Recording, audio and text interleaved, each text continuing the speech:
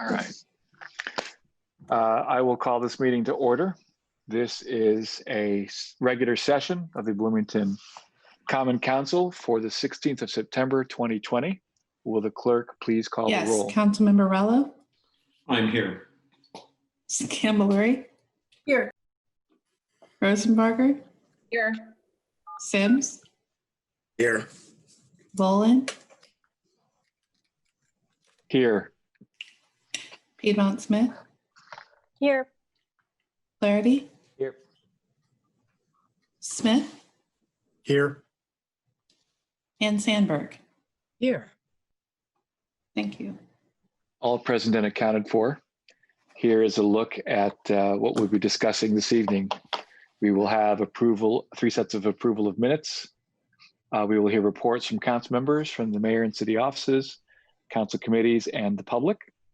The reports from the public will be on items not currently on tonight's agenda. We'll have 20 minutes for that. We'll hear appointments to boards and commissions. Legislation for second reading and resolutions includes Ordinance 2015 to rezone a 19.73 acre property from employment EM to residential estate RE regarding 2300 West Tapp Road, Duncan Campbell petitioner. Ordinance 2016 to establish the Sustainable Development Non-Reverting Fund and to amend Title II of the Bloomington Municipal Code entitled Administration and Personnel, adding Chapter 2.35 entitled Sustainable Development Fund Advisory Commission. And Resolution 2013, a resolution proposing an ordinance to modify the Monroe County local income tax rate, allocate the additional revenues to economic development, and cast votes in favor of the ordinance. We'll have legislation for first reading and resolutions, additional public comment, maximum 25 minutes for items also not on tonight's agenda. We'll take up matters of council schedule and we will adjourn.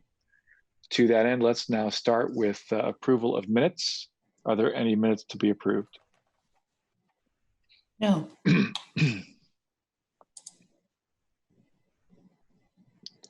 No, none? No minutes.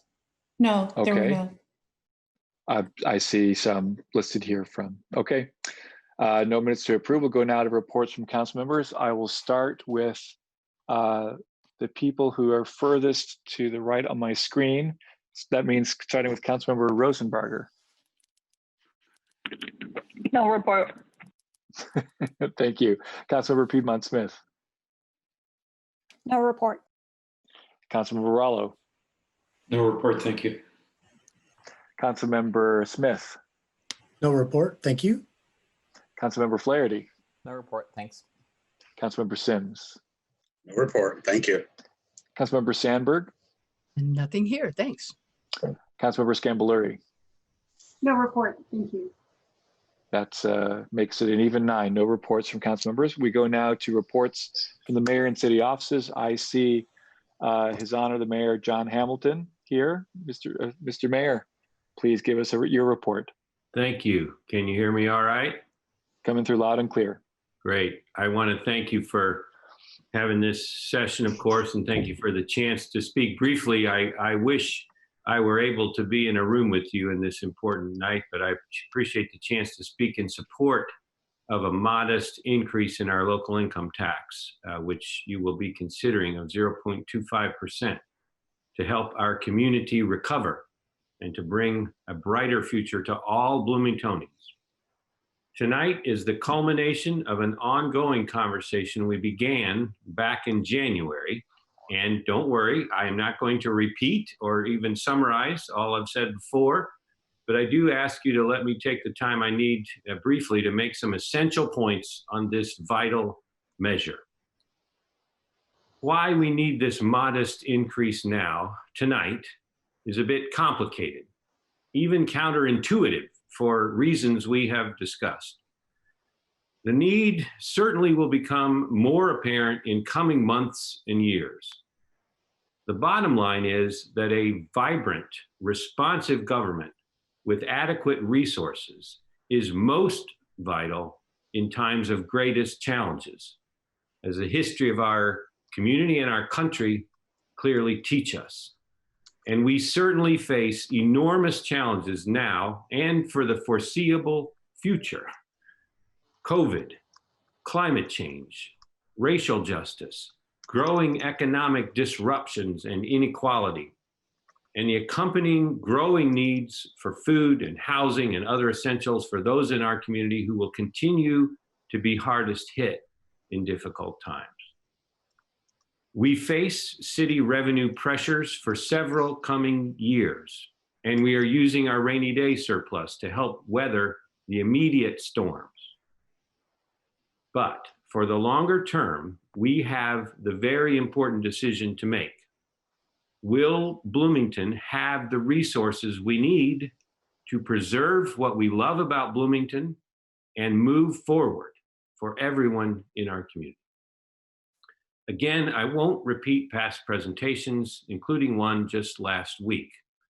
I would like to respond very briefly to what I hear as the main oppositions to the proposal.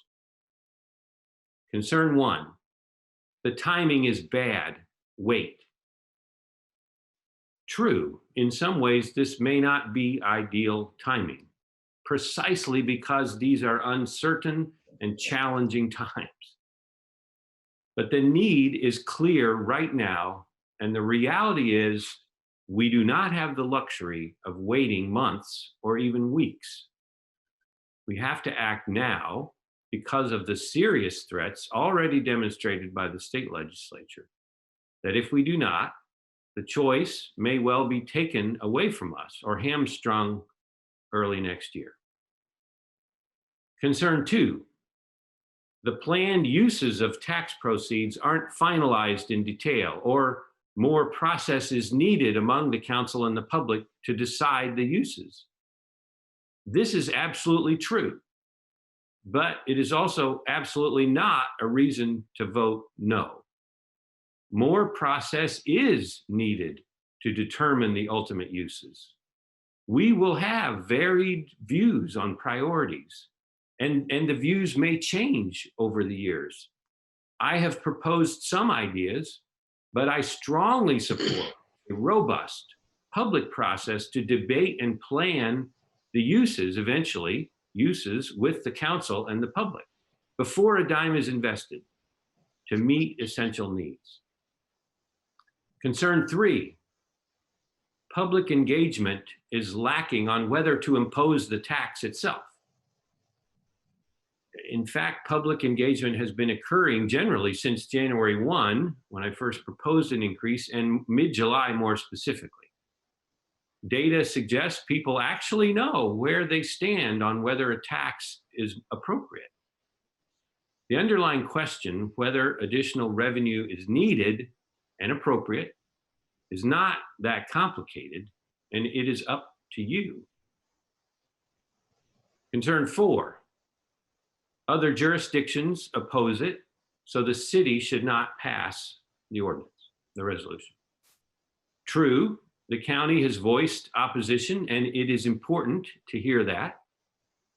But our responsibility is to determine what is right for Bloomington, not other communities we don't represent.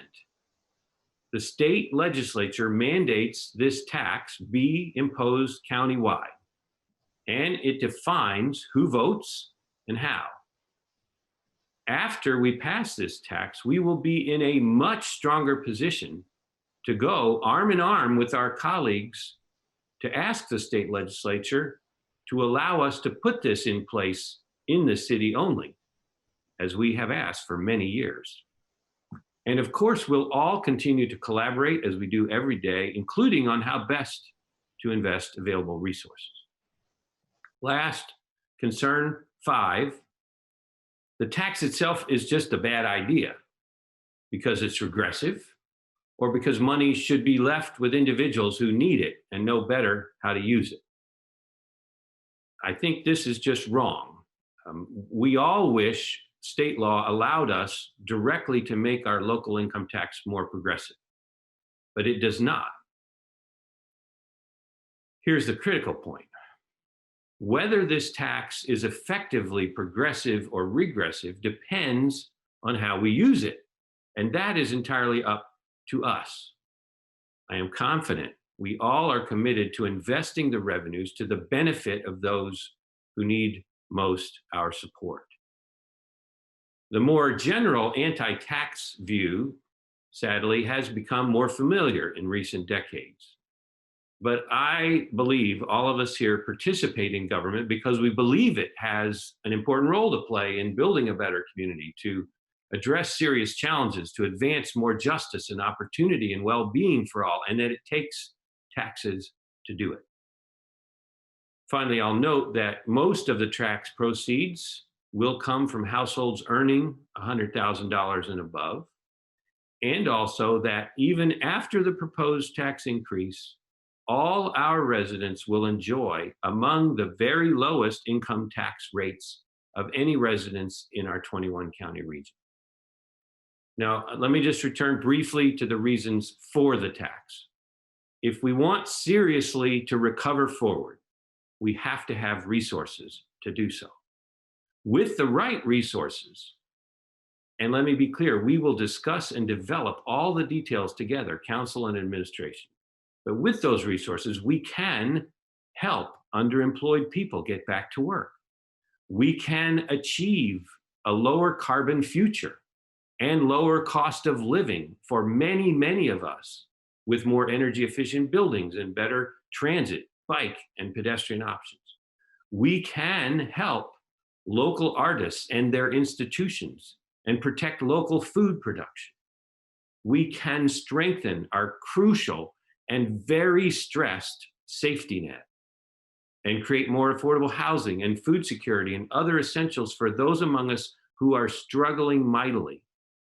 We can together have these options to consider.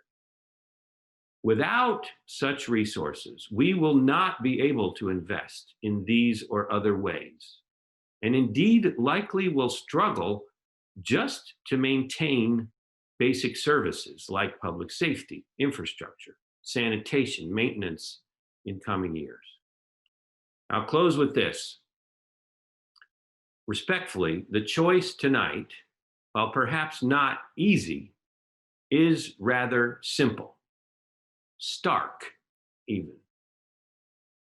4 years ago, this body supported a 0.25% income tax increase to invest in public safety. It was the right thing to do. I supported it then, and I support it today.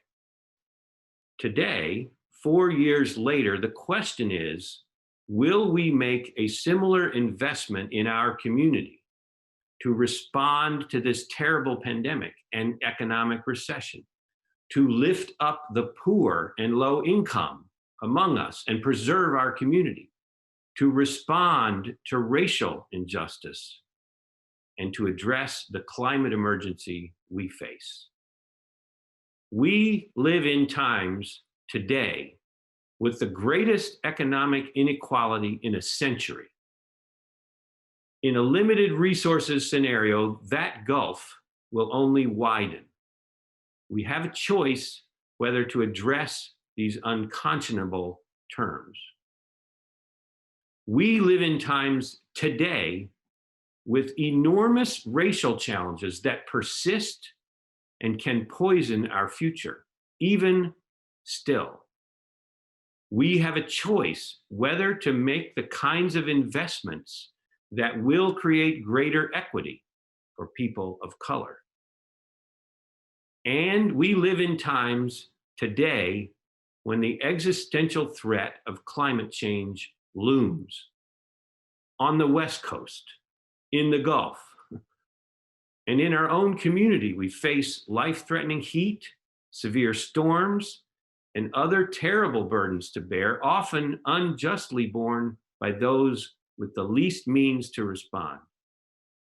We have a choice whether to dedicate new resources to mitigate and prepare for this global emergency.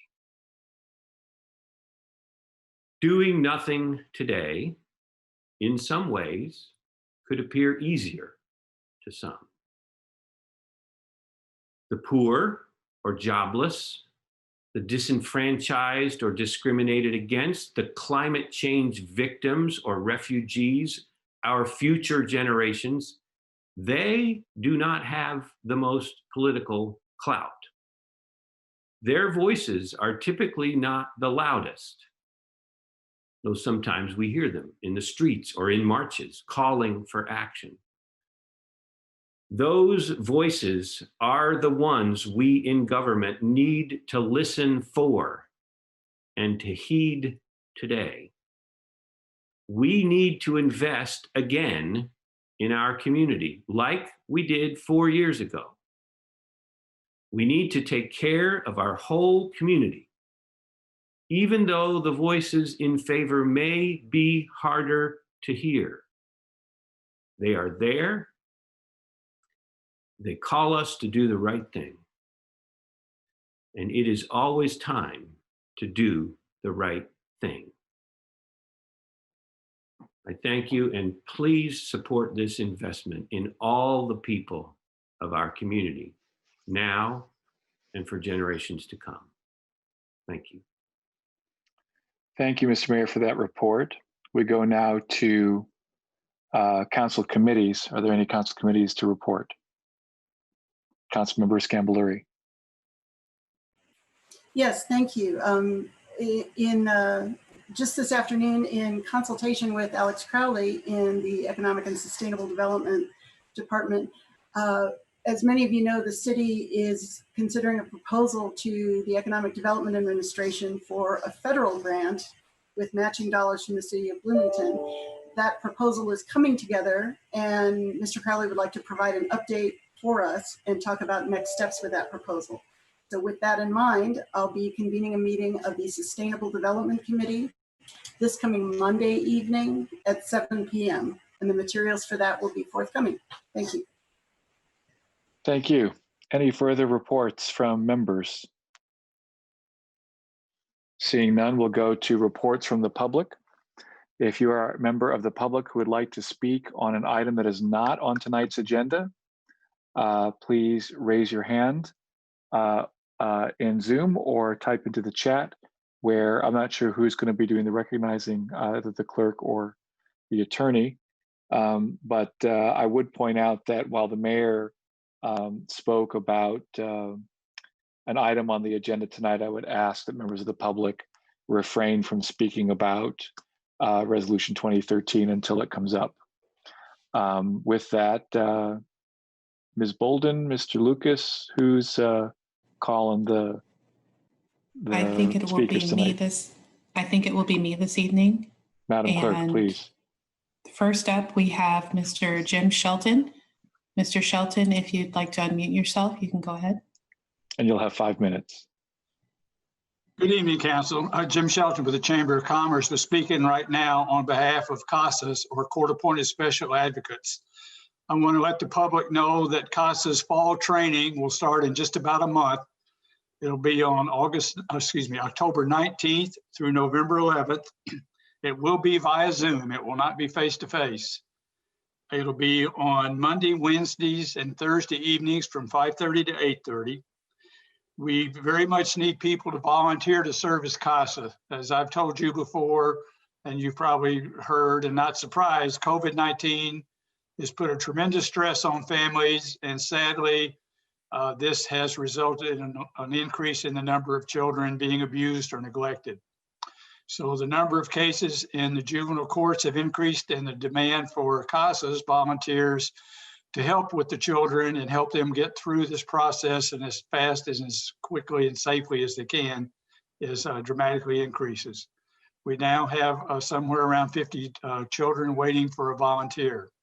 So I encourage folks who've been thinking about it to, this would be a good time to actually pull the trigger and do it.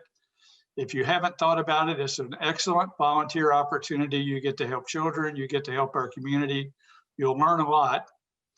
You can go to monroecountycasa.org on the web and click on the volunteer link, and there's a frequently asked question page that will address a lot of the things you might want to learn. You can call 333-2272 and talk to the staff. You can also download from the webpage the application. The process would be you would apply, you would be interviewed by the CASA staff, and then you would participate in the training. And then you'd be sworn in by Judge Galvin and Judge Harvey and be assigned a case. As I said, there are a number of children waiting right now for volunteers. So please think about this. Application should be in sometime in the next few weeks. So you have some time to investigate and to decide if this is a volunteer situation that will work for you.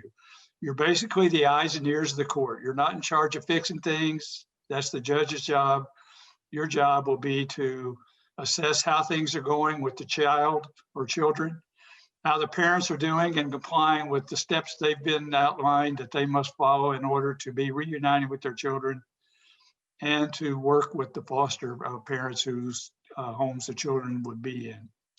So think about it. And if some of you got friends who you think would be good CASAs, tell them now's the time that they can get involved. Thank you. Thank you. Who is the next speaker? Sorry. Next up, we have David Keppel. Mr. Keppel, if you'd like to go ahead and unmute yourself. You'll have 5 minutes. Members of the council, my name is David Keppel, and I'm spokesperson for Bloomington Peace Action Coalition. I will be very brief because I know you have very important business to do tonight. But I would like to point out that 10 days ago, there was an extremely important op-ed by former Congressman Lee Hamilton on the other existential threat, the danger of nuclear weapons. As former Congressman Hamilton said in that, the danger is actually just as high as it was in the Cold War, and the United States is currently on a very destructive path that is tearing up arms control agreements and greatly increasing the risk of unintentional nuclear war. It's actually local government, groups like the Bloomington City Council that can make a tremendous difference on this subject, because you are not under the thumb of the military-industrial complex. You're independent and you're close to the people. So I hope you will seriously consider a resolution on this issue, and we in BPAC would love to work with you on a resolution when you can get a moment to do it. Thank you very much. Thank you. Will the next speaker come forward? Okay, the next speaker is Greg Alexander. Mr. Alexander, if you'd like to go ahead. You'll have 5 minutes. Okay, thanks. I'm Greg Alexander. I'm always coming to you guys and saying we gotta fund sidewalks, and I'm gonna say the counterpoint, but not that way. So just a little recap of how we've funded sidewalks in the past. The city council has a sidewalk commission that has just a tiny amount of money dedicated to sidewalk gaps, which is the most important, is places without sidewalk, because you can complete a network if you fill in those gaps. But it has no money, and so right away they rule out any project that's bigger than about a half mile. It doesn't even make the list because it's just, they know it's going to be too big for their funding source. And so as a result, the biggest gaps aren't even on your radar in the sidewalk commission. And then beyond that, you've got dozens of projects that are on your list, and only a couple of them are going to see movement every year. And the ones that see the most movement are the smallest ones, because you don't have enough money for even the big projects on your own list. Another source of sidewalk funding is this neighborhood assistance program, where it's a cost sharing between, I think Public Works administers it, and the neighbor that owns the house in front of the sidewalk. And that, on my street, we just replaced 4 different segments of sidewalk. We didn't replace the 4 worst segments of sidewalk. We did get one of the really bad ones, but the other 3 weren't that bad. The sidewalk had never struck me as bad at 3 of those sites. And at the same time, we have 2 very, very bad sidewalk segments remaining that weren't funded because they couldn't be funded through that program. The thread here is we're picking sidewalk projects not by planning priority, but by ability to pay, by the funding source. And so now we've got this Recover Forward program, and I wish that there was a way for me to have paid more attention or had some influence at the beginning, but it's really been a pretty opaque process. And so they've now got a contract out for bid. It's going to be let in 2 weeks, I think, and for about a mile of sidewalk replacement. So this is sidewalk that already exists that's in poor condition. And they've now published the list of sidewalks that they've decided to spend the money on this year. And it's 1/4 of the list is on West Kirkwood, kind of across from the cemetery. And that sidewalk, It's just not that bad. It's pretty normal sidewalk for Bloomington. The rest, 3/4 of the sidewalk they intend to replace is in neighborhoods. It's on Elm Street, it's on West 6th Street, and it's on West 13th Street. And there are some neighborhood roads that serve as connectors that people wind up. There's a decently large number of cars, a decently large number of pedestrians. You know, it's the only road you can cross the bridge on. These aren't those roads. These are just regular neighborhood roads. Most of the traffic is people, very local traffic, people walking their dogs, people coming directly to their house, not a bunch of through traffic. And I wouldn't put those as a priority at all. And, you know, the irony is they're going to replace this sidewalk on West Kirkwood, and then they're still going to plow snow onto it in the winter. And they're not going to maintain vegetation. I just before this meeting, I walked the whole mile of sidewalks they plan to replace, and about a third of it is it's as good as any other sidewalk in town. Most of the sidewalk in town is pretty crappy, to be honest. But the number one problem is unevenness from street trees. And 21 times I wrote down vegetation blocking the sidewalk. They don't have any plan to start maintaining the sidewalk to keep the vegetation off it. But that is, if you actually do walk around, the most single frustrating thing, the thing that always forces you into the street. You know, West 13th Street is right by my house. I walk there every day. The thing that forces me to walk in the street every single time I walk on West 13th Street is vegetation. And they're simply not doing anything about that. I would put maintenance for vegetation and snow well before I'd put replacement of repair. And I'd put missing gaps before either of those. And we're just not doing that. And I feel like we need to have enough money at this that planning can make these decisions. But I feel like Public Works simply wanted to look like they were spending money on sidewalks and didn't actually care whether we got a single bang for that buck or not. And that's really frustrating. I don't want sidewalks to become like some sort of political football. I want Public Works to actually work hand in hand with the planning department and actually prioritize the pedestrian experience. And there's no evidence of this here. And I don't know how much it's going to cost. I think it'll be about $500,000. I just feel like that money is going to be thrown away. We owe it to the pedestrians of this town to do a little better than that, to actually have a plan before we spend money, not to just allocate money just so that we look good for allocating money to a good cause. Thank you for your time.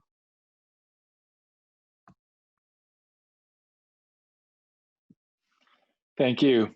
Further public speakers for public comment for items not on the agenda, please type into the chat or raise your hand in Zoom. Going once, going twice. And that's it for public comment on items not on the agenda. We'll be going now to appointments to boards and commissions. Do we have any such? Seeing none, we will go to legislation for second reading and resolutions. Mr. President, I move that ordinance 2015 be introduced and read by the clerk by title and synopsis only. Second. Motion has been moved and seconded. Will the clerk please call the roll on the motion to introduce? Yes, Councilmember Scambolery. Yes. Rosenbarger. Yes. Sims. Yes. Volin. Yes. Piedmont Smith. Yes. Flaherty. Yes. Smith. You're muted, Mr. Smith. So sorry. Yes. Thank you. Sandberg. Yes. And Rallo. Yes. That motion passes. Will the clerk please read by title and synopsis? Yes. Ordinance 2015 to rezone a 19.73 acre property from employment to residential estate regarding 2300 West Tap Road. Duncan Campbell, sorry, Mr. Campbell is petitioner. The synopsis is as follows. Ordinance 2015 rezones 19.73 acres from employment to residential estate. Thank you. Mr. President, I move that ordinance 2015 be adopted. Second. All right. Who is here from Planning and Transportation to present this evening? That would be me, Brian Roblin. Mr. Roebling, please go ahead and make your presentation. All right, thank you. We'll then hear from the petitioner, followed by a report from the Land Use Committee. But we'll start with the presentation from Mr. Roebling. Okay. Can everybody see my screen? Sorry, I can never tell. You're not sharing it yet. Okay.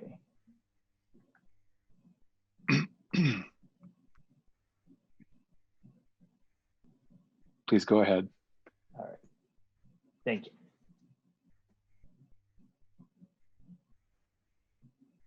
All right. This petition is for the property located at 23 West Tap Road. The property is currently zoned employment. The property is currently developed with a single family dwelling. The comprehensive plan has designated the property as employment center.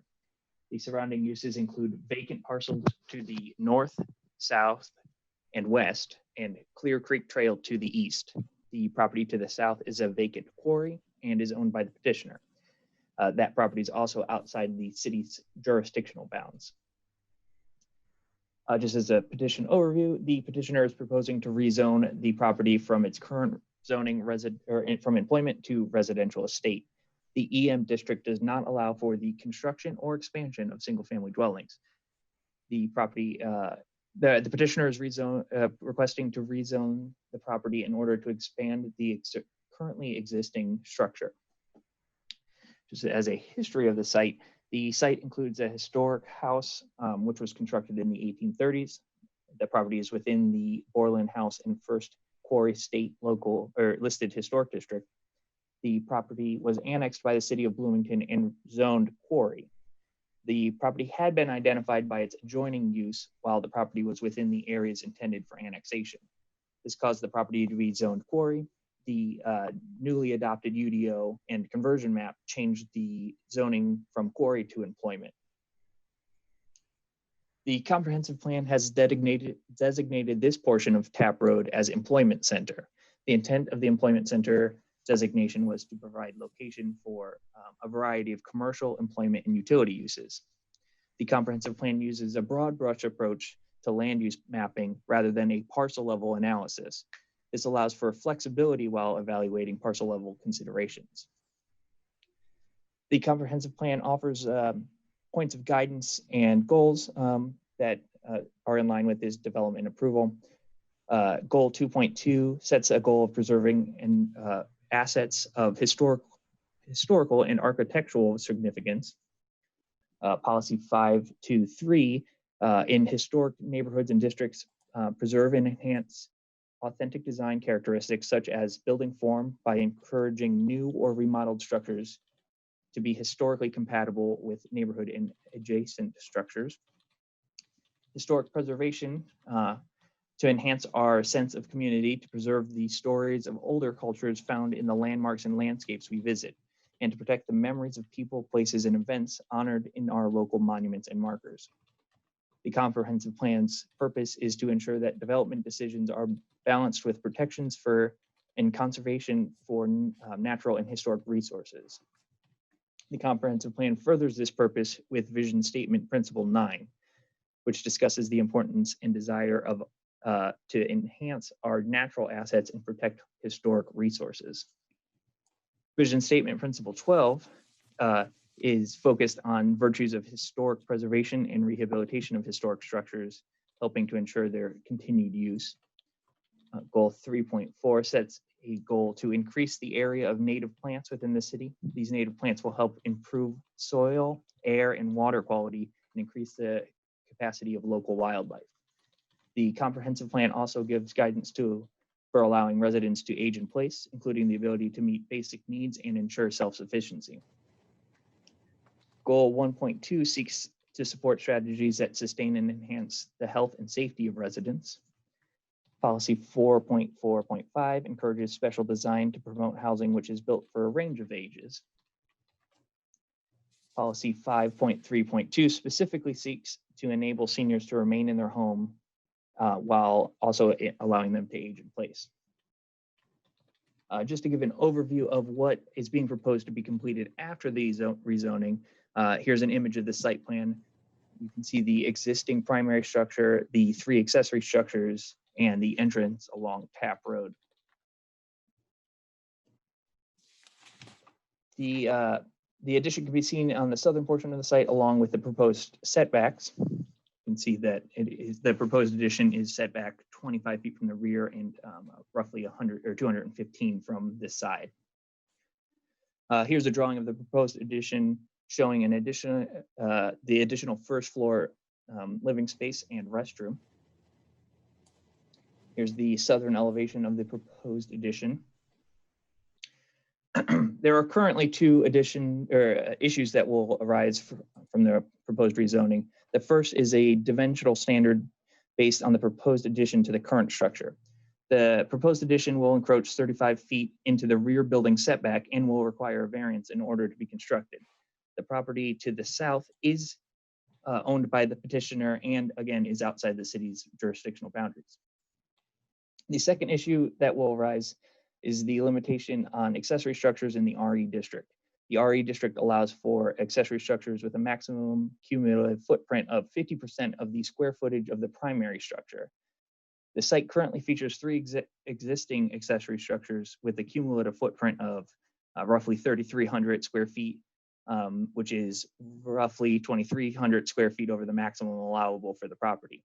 Variance would also be required to legitimize the existing accessory structures on site.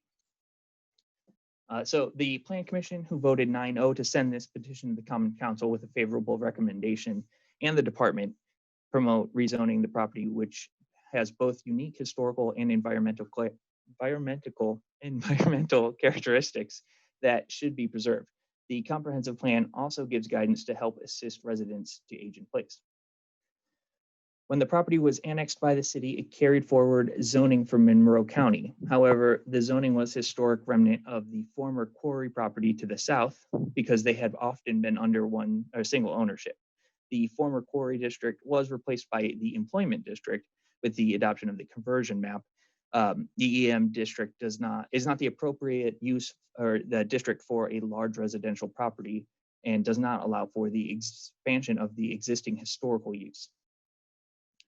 While the comprehensive plan does identify this area as employment center, this is a result of using existing zoning as guidance and not a desire to make granular decisions about individual properties, and instead to focus on broad strokes for large areas of the city.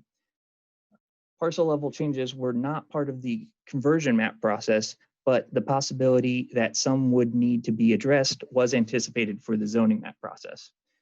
The department believes that aligning the zoning with a use that will protect the historic structure and surrounding properties is in line with the intents of the comprehensive plan.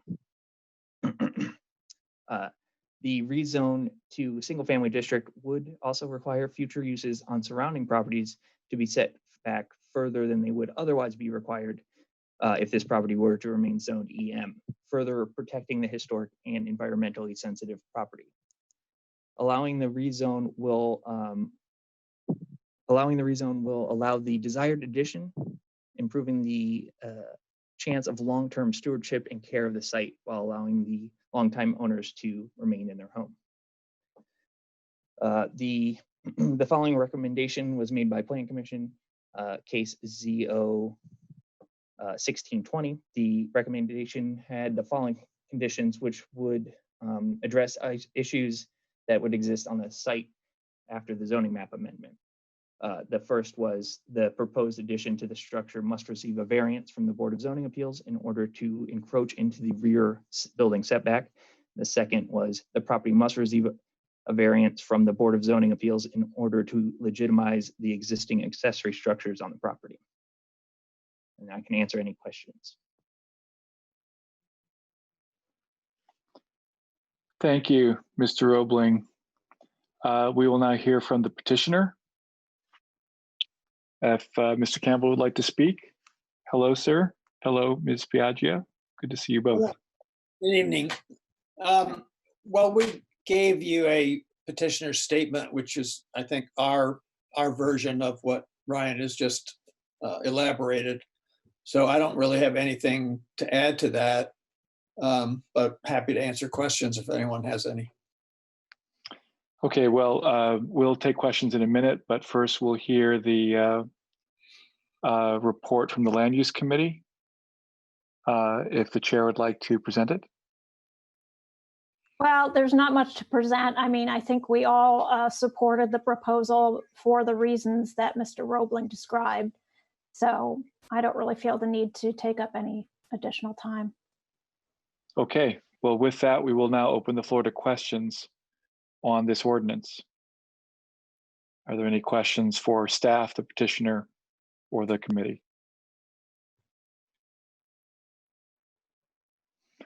Going once, going twice. All right, well, then we'll go to the public for comment. Is there any member of the public who'd like to comment on Ordinance 2015? Yes, there is. Madam Clerk. Yes, Mr. Alexander has his hand raised. Mr. Alexander, if you would like to speak, you should be unmuted. Thanks. I'm Greg Alexander. I guess I just don't care one way or the other about this petition, to be honest. But it sure makes an interesting picture. If you have one neighbor who owns a lot of land, they can pretty much write their own zoning code. And if you have about 5 neighbors together and say not in my backyard, then generally they prevail.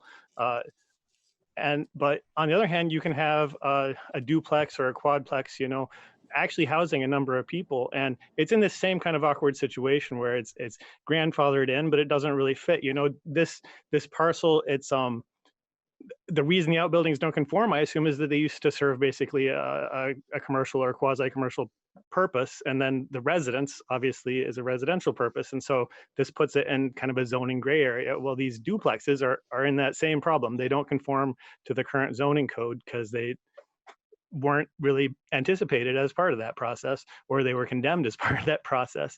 And so, you know, the people that are in there, they don't get any representation at all. They can't write their own zoning code. If the landlord has to do a substantial repair or renovation of the house, generally those people are just going to be kicked out, and he's going to have to convert it back to single family. And that's just, it's crap that we have a lot of housing in this town that is grandfathered in, that can't be maintained, that can't be updated or improved because of this process. But this guy with who owns a significant amount of land, he can update his all he wants. We'll bend over backwards. We'll rezone it. We'll give him variances. It looks bad because we do have about half of our population as renters, and I feel like they deserve a little better representation. Thanks for your time. Thank you. Is there further public comment on Ordinance 2015? Please raise your hand in Zoom or type into the chat, and the clerk will recognize you. First call. Second call. Last call for public comment on Ordinance 2015.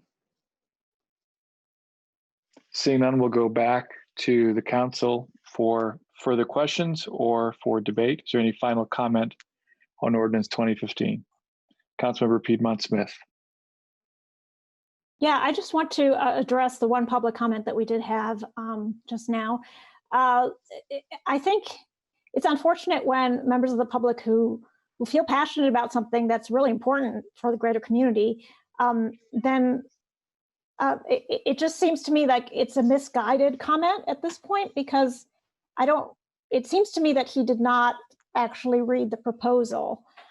This is an unusual property. It's historic.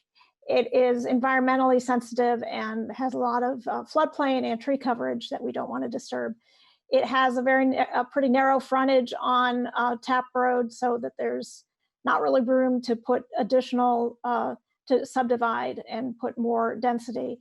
And it's been stewarded for almost 40 years by the owners as part of our heritage of quarrying and homesteading in Indiana. So I need to push back a little bit on the assertion that we're just rewarding some wealthy property owner with a spot rezone. The new zoning map has not been issued yet. We just had We had a zoning map that just adopted the new names of some districts, but we have not done the work of, I mean, the work is still in progress to comprehensively look at all the parcels and rezone them. And I think would that work continue, we would not zone this as employment, and we would recognize the special features of this particular parcel. So anyway, I just want to reiterate my support for this particular rezone because of the unique circumstances, and stress that this is not, because they're wealthy landowners. Immediately when I saw the petition, the first thing I thought was residential estate. I hate that zoning. I almost wanted to get rid of it in the UDO because it's so it's not dense at all.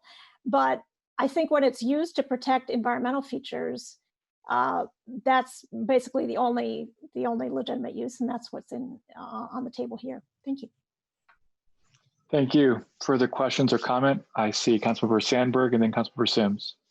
A comment, and this is just to say that the Plan Commission obviously has also looked at this and was in complete approval of it as it stands. And I want to thank Councilmember Piedmont Smith for reminding the public that with regard to the mapping, that's going to be starting fairly soon here in the month of October, public comment with regard to what's going to be happening to underpin our recent work on the UDO with the various mapping to define the various zones. So that's a process that's still ahead of us.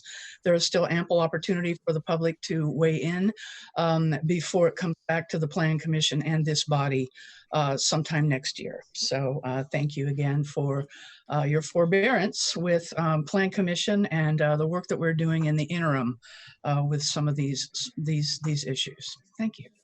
Thank you. Councilmember Sims. Thank you. Just a comment, actually. Years ago when I sat on the Plan Commission, I do remember that Mr. Campbell gave me a tour throughout the property. And at the time, we were looking at slope, if I'm not mistaken, and some streamways and some vegetation that needed to be saved and preserved and maintained, pardon me. So I just wanted to make that comment. But what I really wanted to say is during the Land Use Committee report by Chair Piedmont Smith, and correct me if I missed this, but the Land Use Committee recommended it being sent to the City Council with a 4-0 affirmative recommendation. I don't recall that was mentioned. So that was my only comment. Thank you. Thank you. Any further questions or comment? I have a question, actually. Oh, Councilmember Flaherty, go ahead. Sure. I'll just briefly address Mr. Alexander's comment as well. And we discussed this a bit at Land Use Committee, how residential estate is meant to be used in very narrow circumstances. There's like 8 or 10 lots in the whole city. Most of them are covered in trees or adjacent to a nature preserve or something like that, the Clear Creek Path in this case. And I think there are legitimate uses for those narrow circumstances. But Mr. Alexander did hit on an important point, which is that legal non-conforming uses in our neighborhoods, we have a lot of things like this where it's really difficult for, I'm thinking of a constituent I had a conversation with maybe a year ago, before I was a representative, from Bryant Park, who has, I think, a legal non-conforming, I think I'm using the right term of art here, apartment in her basement that she rents out to another family. So there's 2 families, one above, one below. They each have kids. The kids get to play together. They trade childcare. It's just a really ideal situation. They're growing as a family and have a need to sort of expand slightly to address that. But any change at all to their current configuration will not be allowed because it would make them an illegal use. So instead, they're going to have this family move out of the basement, who they're good friends with, and find another place. They will all be paying more money and lose a really good situation. So, it's just one example of many where we do have a problem with this issue that Mr. Alexander identified, and it's something I think we need to continue to think about and work on in the planning and zoning context. So I just wanted to say that. Thanks. Interesting.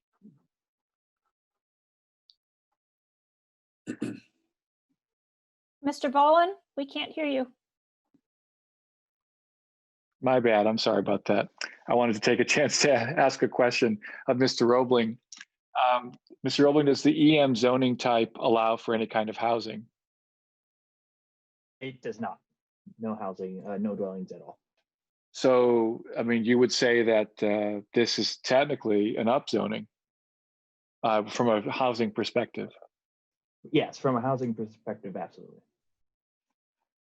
So, I mean, without this change, the housing continues to be non-conforming, and no other housing will be allowed to be built on an employment property anyway. Is that correct?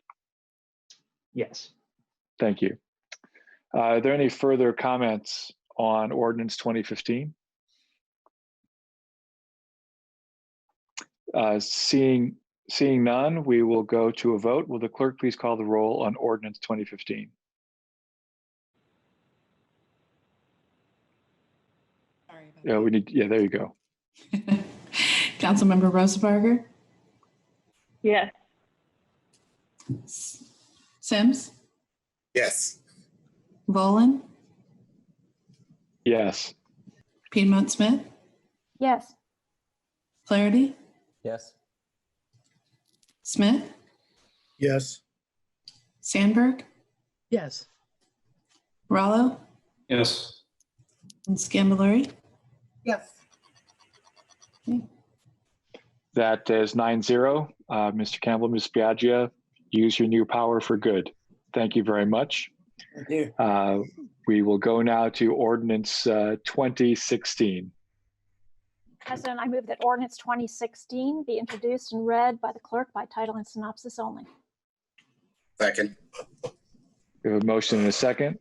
Will the clerk please call the roll on the motion to introduce? Councilmember Sims,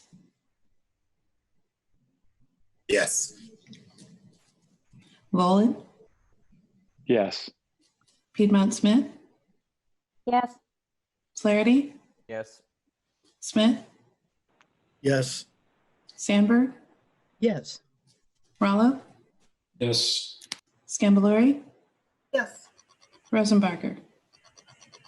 Yes. Thank you. That's 9-0. Will the clerk please read by title and synopsis? Oh dear. Sorry.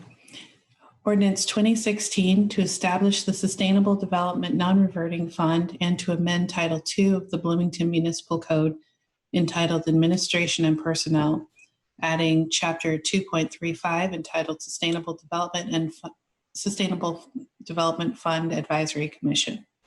Synopsis is as follows. This ordinance is authored by Councilmember Flaherty and creates a dedicated sustainable development fund to receive all monies received by the city of Bloomington from an edit rate that have been designated for economic development purposes. The ordinance also amends Title II of the Bloomington Municipal Code, Administration and Personnel, to create a new 7-member Sustainable Development Fund Advisory Commission. This commission would, among other duties, prioritize projects to be funded with edit revenue, making funding recommendations, and report on the use of the fund. Thank you. Mr. President, I move that ordinance 2016 be adopted. Second. We have a motion on the table. I believe Mr. Flaherty is the sponsor. Councilmember Flaherty, would you like to present? Sure. Yeah, I'll try to keep this relatively brief. So this was developed and brought in anticipation of the resolution we'll be considering later this evening regarding a possible economic development income tax that may be passed by the local income tax council. The fund, as indicated in the synopsis, the ordinance as indicated in the synopsis would do two things. One, it would create a non-reverting fund called the Sustainable Development Fund to receive revenues from the city that the city of Bloomington may receive as part of any edit that the Monroe County Tax Council would pass. And then second, it would add Chapter 2.35 to the Bloomington Municipal Code, establishing a Sustainable Development Fund Advisory Commission. As the name suggests, that commission itself is advisory in nature. Both the mayor and city council would retain their authorities regarding fund appropriations. The commission would be made up of 7 people, which would include the mayor and mayor or his or her designee, 3 council members who would be appointed annually by the council president, as we appoint, like we appoint most of our committee and commission appointments. And then 3 members of the public serving 2-year terms who would be appointed by agreement among the mayor and the 3 council member commissioners. The commission would be tasked with making recommendations to the mayor and city council regarding appropriations from the Sustainable Development Fund, and also tasked with evaluating and reporting on the effectiveness and impacts of any expenditures from the fund, particularly in light of city goals, and in collaboration with city staff. So this ordinance was developed in large part in response to feedback I've heard from residents throughout the year, starting in the spring when we were considering this proposal in some capacity, and more recently as well. It aims to better define the scope of what edit funds would be used for and how those decisions would be made. And in particular, it aims to center our adopted city plans, which have already been developed and adopted through extensive public processes as the guiding documents for fund expenditures. These plans, as you all know, include the comprehensive transportation and sustainability action plans, and also the forthcoming climate action plan, which is anticipated later this year. So the ordinance finally specifies some processes and mechanisms related to reporting and evaluation of fund expenditures. And I'll also note at this point that there are 2 relatively minor clarifying amendments that I will plan to bring as well. So I'm happy to take questions and discuss that first. And maybe early in that process, we want to bring those 2 minor amendments as well. So I'll stop there. Thanks. Okay. Would the administration like to respond to the proposal?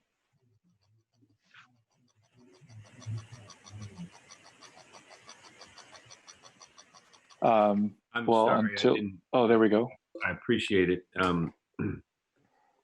I would just say we strongly welcome the idea of working together to identify the best ways to get input on capital plan and others. I think there are a lot of good ideas. I personally believe it would make sense to table this until the decision on the tax is made, because the tax is going to, if there is no tax, there's no need. If there is a tax, then there is a need, and to move forward and debate that. But my main focus, as I've indicated clearly, is the importance of generating revenue to deal with many items moving forward, certainly including climate change, economic justice, racial justice, recovery from the recession, et cetera. But I personally would suggest the first step is to move forward with the vote on the tax. But we welcome the engagement and inclusion of serious work together to develop the capital plan that's appropriate for an ED-lit economic development local income tax. Thanks. Thank you, Mr. Mayor. With that, we'll open the floor for questions on Ordinance 2016. Point of order, Mr. President. Mr. Rello. Is the appropriate motion, if we were to proceed, to table? Is it tabling or postponing? It will be postponing to, I got to check with Mr. Lucas, but it will be to postpone to after Resolution 2013, unless you have something different in mind. Well, it seems that the parliamentarian could advise us on this, but what is your intent, Mr. Rello? Well, we would need to postpone until a vote on the lid by the city and the county were manifest, not just whether the resolution were to pass this evening, right? We require a certain number of votes. Those might not be attained this evening, but could be later. Am I correct? I do think the number of votes that are cast tonight in favor of Resolution 2013 will give us an indication of what may be necessary. But I would simply ask you to direct your question to Councilmember Flaherty who is the maker of the ordinance. Well, yes, I wanted to know the proper procedure, but I do have a question. Could I proceed? While we're determining what the appropriate procedure is, I would encourage you to ask that question. Yes. Well, I would ask the question, Councilmember Flaherty, since there is no certainty that the lit will receive adequate support this evening, shouldn't we wait until there's an indication that it does receive adequate support before creating a body to administrate it when it may not occur? I disagree, I guess, with that. I see the argument certainly, but I think I disagree because to me this ordinance is substantive and affects how I think about the local income tax. In particular, there is no requirement at all that any advisory commission be made or any particular process be specified if after a possible economic development income tax is passed. Of course, there are some basic statutory requirements regarding, the mayor needing to bring an appropriation ordinance to us and us having final say over an ordinance, as well as some limited power in that capacity to, cut items from an appropriation ordinance. But again, this is responsive largely to extensive feedback throughout the year from members of the public who have perhaps supported this idea in principle, but have really wanted. Let me rephrase the question. Why not postpone it? Well, that's what I'm answering. Because I think it's material to our discussion and decision about the lit resolution. And I think, the direction it heads is material to at least my and perhaps other council members' views on what we may or may not support. Well, what is sacrificed in postponing? Not knowing the future direction of the processes, transparency, accountability, reporting mechanisms, all the rest of what happens with any sort of fund from edit revenues. There's an uncertainty there that I would like to clarify prior to voting on a tax. You could say the same thing about a capital improvement plan or anything else. Why know anything at all before voting on a tax? I think this, among other things, is an important thing to clarify and know something about, both for the public and for council members prior to voting on the tax itself. So I guess that's my view. I'm still unsure about the timing, but thank you. Mm-hmm. Madam Parliamentarian, do you have, or Mr. Lucas, do you have any insight into the question by Mr. Rollo about the proper motion to postpone? Yes, he can move to a postpone to a specific time. He can't just say, I move to postpone. He would have to say postpone to the next regular session or to after consideration of resolution 20- whatever. I think that's probably Mr. Rollo's best course of action. Let's take some more questions. Councilmember Sims. Thank you. Councilmember Flaherty, with regard to the edit funds and what will go or is proposed to go into Ordinance 2016 if it's passed, is approximately the lit or approximately $4 million. So will Ordinance 2016 only affect those funds and not the rest of the city funds, as which this will become part of in the future? So are those separate? Correct. I guess is what I'm asking. Yes, this advisory commission would only, and again, it's only advisory in nature, but it would only be related to the non-reverting sustainable development fund, which would be established via this ordinance to receive any revenues from an economic development income tax. It would not affect other city funds. So if some of those funds, edit funds, were combined somehow for future investments, would this ordinance, if it passed, still apply?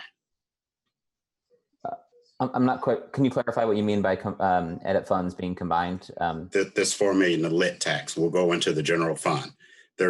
I'm not so sure the investments we're talking about will be separate. Does that make sense?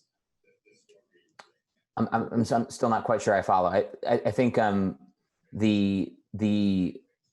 revenues from any economic, we have no edit right now. And if we have one, right, and if we have one, the revenues from that would go into a particular fund that would be established by this ordinance. So whether or not that's considered part of the general fund as some sort of, I guess I'm not sure on that. I think it would be clear and isolated in this fund. I'm not sure. Well, let me try again. Ordinance 2016 would not have any effect on other non-edit funds. Correct. Okay. And one other thing, if I may, Mr. Chair, on one of the whereases, I don't know, about 3/4 of the way down on the first page, and it says climate change has a disproportionate impact on the health and financial well-being of low-income communities and communities of color. And I am aware more nationally or broader, and particularly with communities with larger communities of color, and in many cases, larger, lower income communities. So I'm aware of that, but can you share with us your thought process and how this ordinance will affect low income communities and communities of color, understanding that Bloomington is different than most of the analysis that I've read from a sheer number standpoint? Sure. I think nationally and statewide, certainly that is a true statement, and there is abundant research to show that. And this is because of classism and racism that imbues almost all of our policies in our history, in housing policy and land use policy and transportation policy and education, healthcare. Just the way COVID has impacted, generally speaking, communities of color worse than white Americans. That is a reflection of a variety of things, including racial disparities and racist policies in the healthcare field and related I guess, again, land use, housing, et cetera, that lead to disparities by race and by income in a variety of areas. So regarding locally, I know we'd have to, I don't have the data, and I'm not sure anyone has analyzed this effectively enough to be able to spell out in detail what, when we're looking at climate impacts, high heat, that is going to burden lower income folks disproportionately, floodplains, and people's vulnerability to where they are in relation to floodplains, other impacts, quantifying those by racial group and by income levels, I suppose would be a fairly complex, data analysis that I have not conducted. I'm not sure anyone has locally. So I think that is a generally true statement. I certainly take your point that Bloomington is not necessarily reflective in every way of the, broader national state of affairs in the U.S. Though I do think, as a general principle guiding climate action, it is important to acknowledge and recognize that as a general matter, that is true, and that we need to be mindful that in addressing climate action and climate adaptation measures, we are ensuring that we are looking at racial and socioeconomic injustices as related to those. So that's my intent. Again, I certainly take your point that it is not a detailed data-based statement for Bloomington's particular situation. Thank you. Mm-hmm. Thank you. Further questions, Councilmember Scamboluri? Thank you. I appreciate Councilmember Sims' questions, and I want to just put a finer point on it for my own head. So let's assume that the lit is passed tonight, and that this ordinance is passed. This would apply to the monies raised through the lit we passed tonight, correct? Yes, if it's passed tonight or some other time by the Monroe County Tax Council. Right, assuming that all gets passed. Would it also apply if we decided to oppose a lit 2 years from now or 3 years from now? Would those monies fall under the authority of this ordinance? I think the answer is yes, because this doesn't specify a certain percentage of edit revenues.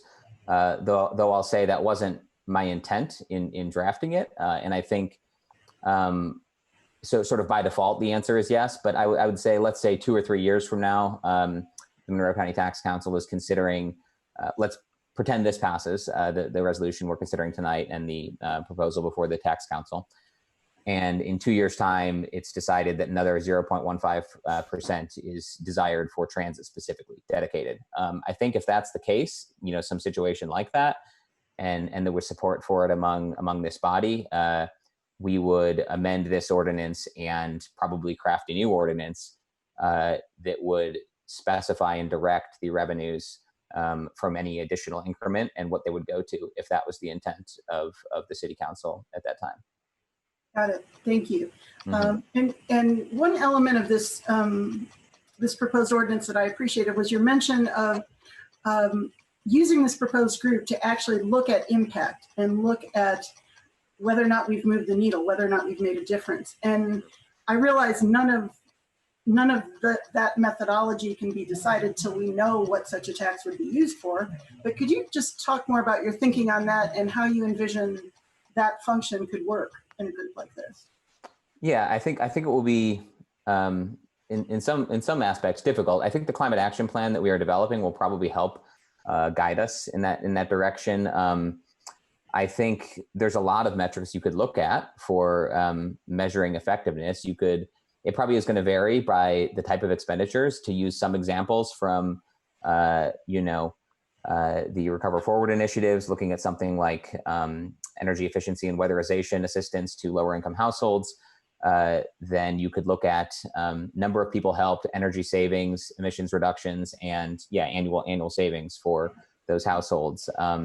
With transit, you could talk about increased ridership potentially, or additional miles of service, speed of service, different metrics by project, or additional lane miles of protected bike lanes, for instance, or other things. I think by project, things will vary, the metrics we have, to the extent that we could come up with, common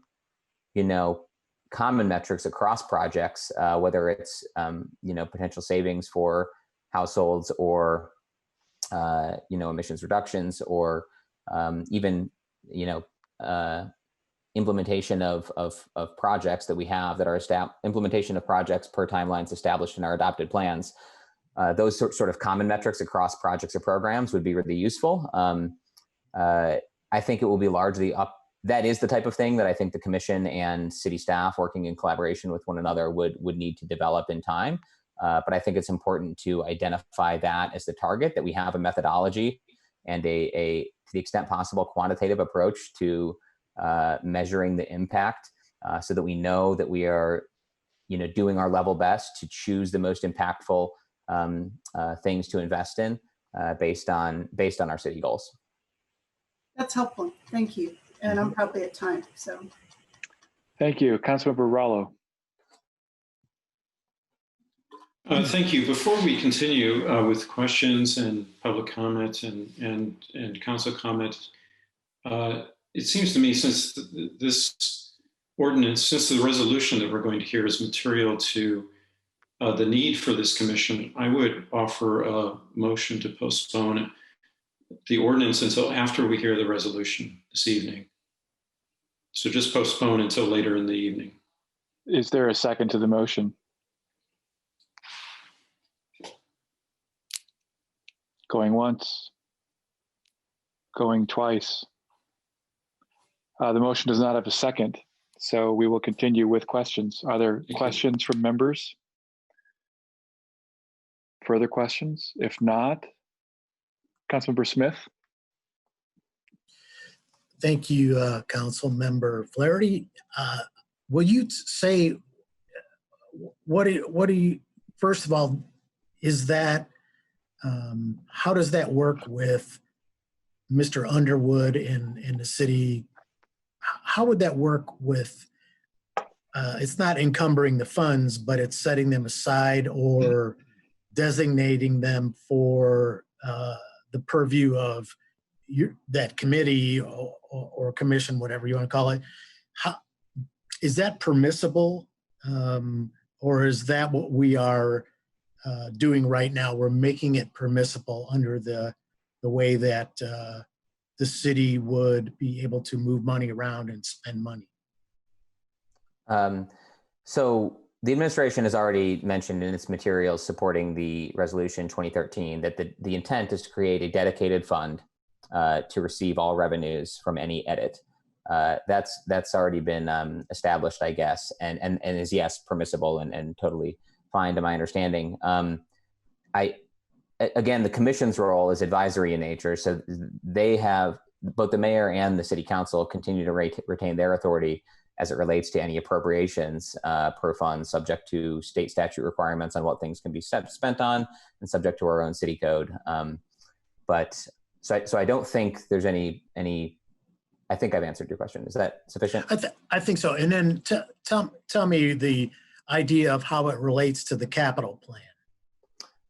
So in the ordinance, it's discussed. I mean, and we've talked about that a little bit just last week, or maybe it was just in written materials, that the capital improvement plan is having a capital improvement plan is a requirement of state statute with regard to economic development income tax.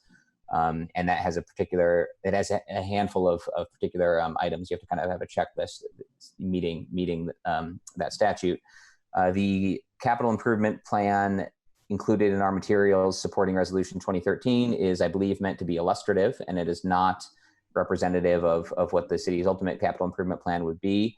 As city priorities change and projects or programs that the city wishes to fund over time may change, with any possible edit, I think the capital improvement plan would need to be updated most likely over time to reflect those plans, so that it is reflective of what we're spending money on, and helping to guide that. And the ordinance 2016 here just acknowledges that by saying that, for instance, here's an example.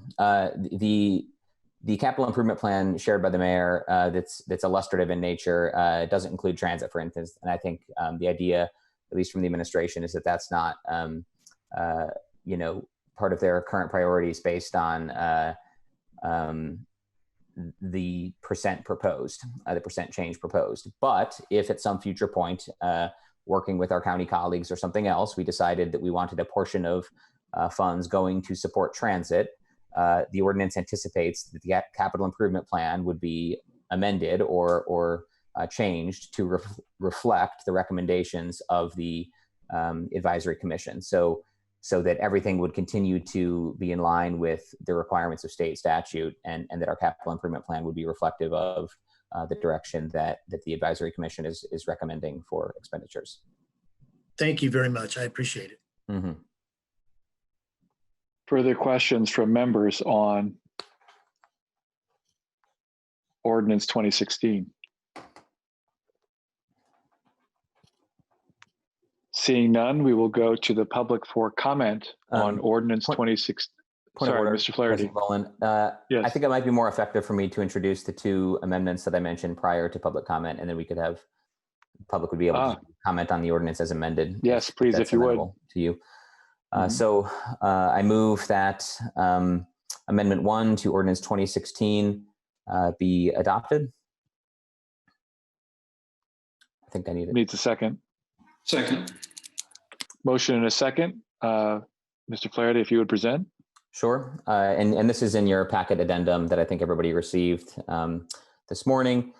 The Amendment 1 to Ordinance 2016 is intended to just clarify that, again, the council and the mayor are not bound by the recommendations of the commission. They retain their authority, and in particular addresses the possibility that if the advisory commission, for one reason or another, did not provide a recommendation, a timely recommendation, specifically within 30 days of a request, for instance, from the mayor or common council, that the mayor could go ahead and move forward with any appropriation, and the council would be able to vote on it. So while the ordinance itself had specified that appropriations will be brought following a recommendation in writing from the Sustainable Development Fund Advisory Commission, this amendment adds a couple lines of text to Section 4 and to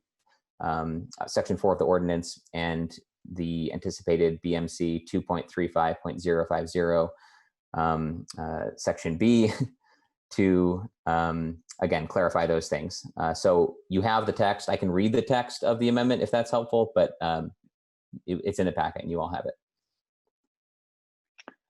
Okay, with that, we'll take, is there a response from the administration on Amendment 1?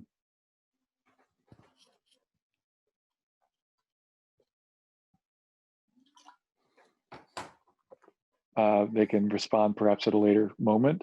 No. Are there any questions for Mr. Flaherty from members on Amendment 1? Seeing none, we go to the public for comment on Amendment 1 to Ordinance 2016. Please do not comment on the whole ordinance yet. Just looking at the amendment proposed by Mr. Flaherty. Madam Clerk, do we have any speakers for Amendment 1? Ilana Stonebreaker would like to comment on this, and you are unmuted. You'll have 5 minutes. Please limit your comment to Amendment 1. Go ahead. Sorry, I raised my hand for the overall 2016 amendment, and I had not read. I see. Okay. Thank you. Okay. Can we go to the next? Next up, we have Daniel Bingham. And Mr. Bingham? Again, please limit your comment to Amendment 1. You'll have 5 minutes. Go ahead. So I didn't realize there were going to be amendments tonight, so I'm scrambling to catch up a little bit and try to read them. Just based on Councilman Flaherty's description of it, I'm left with the question of, does this amendment kind of undermine the purpose of the commission to begin with? My understanding of the purpose of the commission is that it is supposed to give both the council and the public more voice in the spending of this tax, in no small part because a large proportion of the public was somewhat nonplussed by the mayor's proposal for how this is taxed. And that proposal, large proportions of it do not go towards addressing climate. They don't cut carbon. They're kind of all over the map. It sounds like this amendment removes the authority of the commission and makes it purely advisory versus a commission that actually has some power, some force to help actually dictate what the tax is used for. In that case, doesn't that kind of beat the whole point of the commission in the first place? Aren't we kind of back to a situation where the mayor can propose and the council can either vote it up or down, can't amend? In which case the council has very little power, the public has very little power, and the mayor can essentially use this for whatever he wants, which is, in my attempts to advocate for this tax, that is the primary concern I hear back, is that, the public is not interested in granting the mayor a blank check. They do not trust him on this issue. And the proposal he has put forward has done nothing to ameliorate that. Thank you. Thank you. Is there further public comment on Amendment 1 to Ordinance 2016? Yes, next up we have Randy Paul. Mr. Paul, if you'd like to go ahead. Again, please limit your comments to Amendment 1. You'll have 5 minutes. On second thoughts, I think I'll wait till until later tonight. Very good. Thank you. Are there any other comments on Amendment 1? Yes, it looks like Randy Paul has raised his hand. Mr. Paul, if you want to go ahead. He literally just spoke. Oh, I'm sorry. David Keppel. I'm looking at both names. I apologize. Okay. Again, please limit your comments to Amendment 1. You'll have 5 minutes. Go ahead. Mr. Keppel. Oh, good. Okay. Thank you very much. Just listening to Mr. Bingham's comments a moment ago, I would urge us all to take a deep breath. It is natural that there be this moment of great public anxiety in this country and a large lack of trust. But I would hope that here in Bloomington, we could have enough trust that we can work together. So I am basically in support of Amendment 1. I think it gives you a little more flexibility in the implementation of this. I do believe that if you pass the taxes, I hope you will, that you can work with the administration, and this commission will be an aid in making sure that the money is used for its purpose. But I am a little bit less insistent that the commission have legal authority over how the funds be used. So I would basically be in favor of Mr. Flaherty's, Council Member Flaherty's proposal with Amendment 1. Thank you. Thank you. Are there further public comment on Amendment 1? Yes, we have Alex Goodlad who would like to make a comment. Mr. Goodlad. Mr. Goodlad, you'll have 5 minutes. Please limit your comments to Amendment 1. Oh, I'll only need like a minute. So on principle, against the amendment, I think that there needs to be a better balance of power with particularly the community with where this money is allocated. And I mean, as it is, you know, the mayor has quite a bit of power with the way that money is allocated anyway without Amendment 1. So on principle, I'd oppose Amendment 1. And, you know, this is a comment for another time, but I'd be more on board with this, you know, the more power the community has. So I'll yield. Thank you. Any further comments from the public on Amendment 1? Second call. Final call. We'll come back to the council now for questions. I have a question before we go to comments. Councilmember Rallo, do you have a question? I do. It just seems to me that the ordinance itself assembles an advisory commission, and this amendment just makes it explicit, adding a time frame. Am I correct, Councilmember Flaherty? Yes, Councilmember Rallo. The intent here is not to change anything substantively. It is to clarify, and in fact, you know, it was brought up last week, and I think in discussions with Mr. Lucas, I'm not sure, we'd have to explore further. I'm not sure we could delegate authority to an advisory commission that would fully tie the hands of either the mayor or the city council in the duties we retain. That might be true of a council committee that was empowered to kill legislation or something. That's something we've talked about, at least in some capacity before, but I'm not sure that we in Bloomington Municipal Code can delegate authority to an advisory commission that would remove our ultimate authority over some of these things. I don't know if Mr. Lucas cares to comment on this as well. Mr. Lucas, I would try to clarify Mr. Flaherty's statement to say that I think it's statute that prevents that, not necessarily local code. What say you? I agree. I believe it's state law that would prevent us from doing that. And for the reasons Councilmember Flaherty expressed, this amendment is meant to clarify. And I would add the one potentially substantive change is the addition of a timeline deadline for for the advisory commission to provide a recommendation, so that they couldn't simply sit on a proposal and hold that up indefinitely without providing some recommendation. So it provides a mechanism for a proposed expenditure to move forward.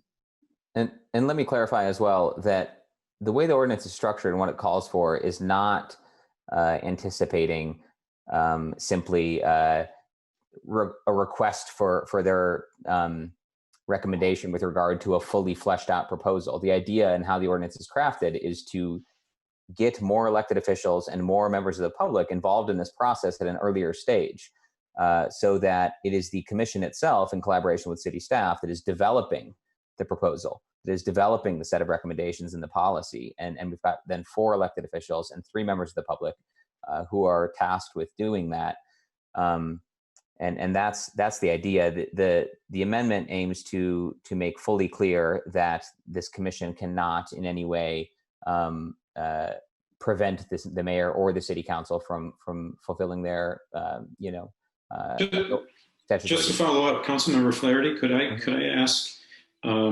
So if I recall from reading your ordinance, it's a mandate the council or the administration has to wait until a recommendation comes from the advisory commission. And is that correct? And then, so it seems to me really very important that there has to be some sort of timeline built in, as Mr. Lucas described. Correct. Am I reading that correct? No, I think that's right. It's not anticipated to be the norm, certainly, but there needs to be. We decided there needed to be some mechanism to clarify. Yes, if for some reason the commission would not act per its duties, that there's still a mechanism to follow through. So. Thank you. Mm-hmm. Well, that answered my question as well. So if there are no other questions from members, we will go to debate. Is there any final comment on Amendment 1?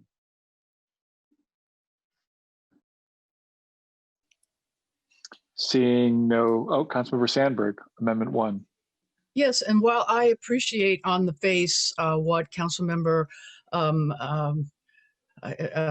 is attempting to do with this, I think it is the whole thing as a whole, and we'll get to that later, is premature and would need a little bit more vetting. But I do very much appreciate any kind of accountability measure for if and when this is approved. But at this point in time, since I'm not against it per se, I think the best I'll be able to do tonight is abstain, just because I think the timing is off. Thank you. Thank you. Further comment on Amendment 1, Councilmember Rallo. Just to say, I think it's really essential for me to pass Amendment 1, because otherwise it would mean inability to move ahead on any expenditures if there was no recommendation coming from the commission.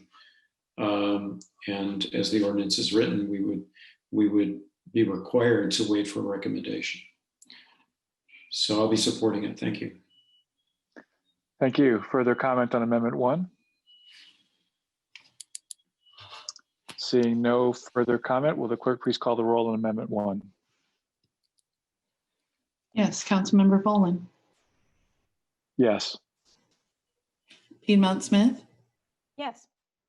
Flaherty. Yes. Smith. Yes. Sandberg. Abstain. Rallo. Yes. Scambaluri. Yes. Rosenbarger. Yes. And Sims. Abstain. Okay.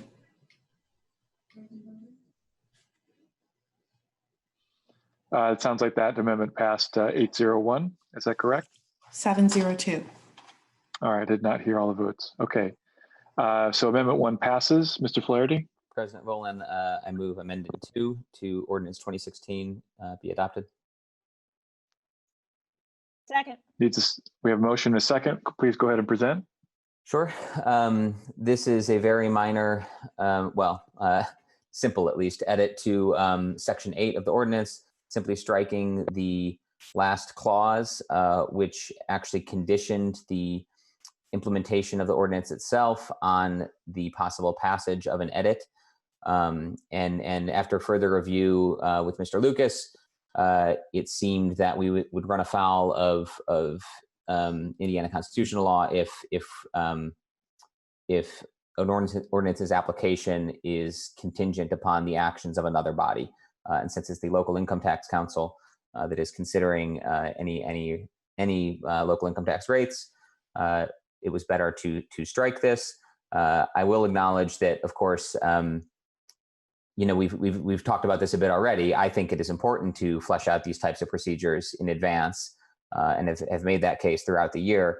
And in the case of this setting, it is obviously this ordinance would be moot if a resolution to consider an edit is not adopted by the Monroe County Income Tax Council as a whole, in which case, our best course of action at that point would most likely be to simply bring forth a new ordinance to remove the commission from Bloomington Municipal Code.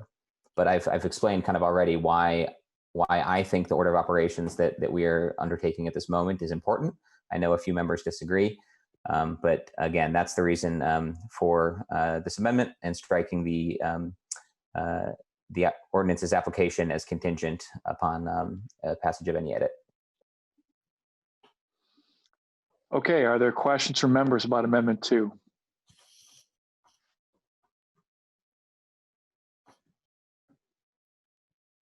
Seeing none, we go to the public.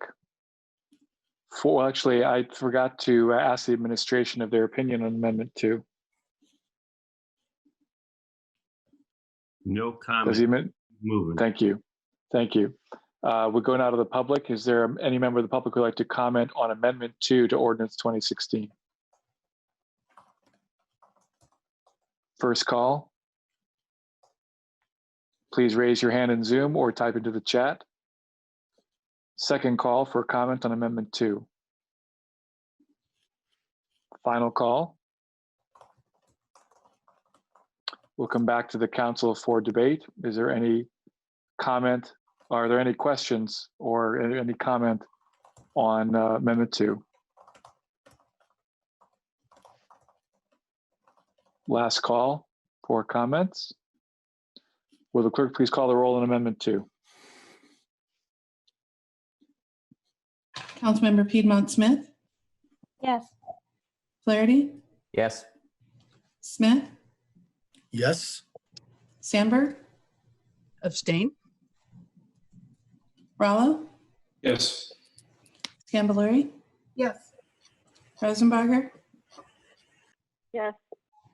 Sims, Abstain. Volan. Yes. Okay. That amendment passes 702 as well. We now come back to Ordinance 2016 as amended. Are there any questions from members post-amendment before we go to the public? Councilmember Scambaluri.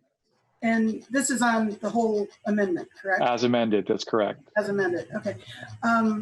Again, thank you for thinking through this, and thank you for thinking through membership of what this commission could look like.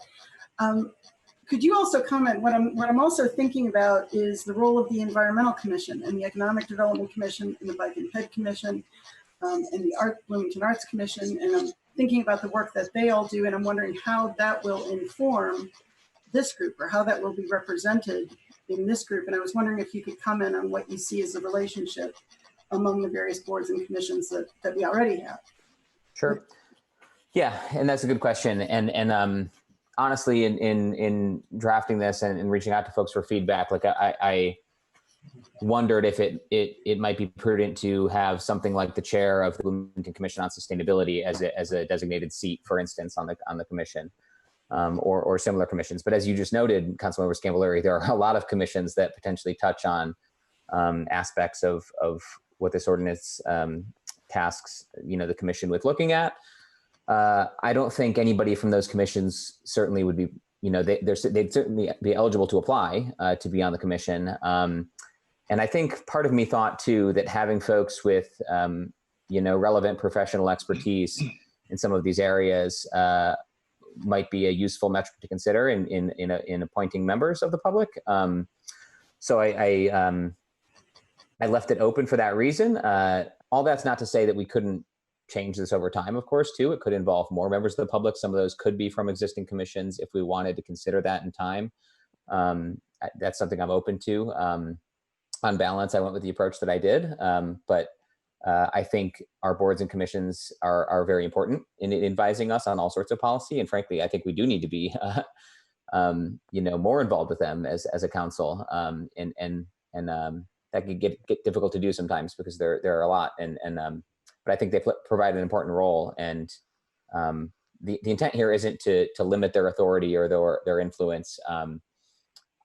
I don't have a great answer is the short of it. I think they're important. I think I struggled with knowing exactly how to integrate that into a proposal. I also did want a number of elected officials to be part of the development stages of this, because I think, again, this is, the whole goal here is being responsive to feedback from the public.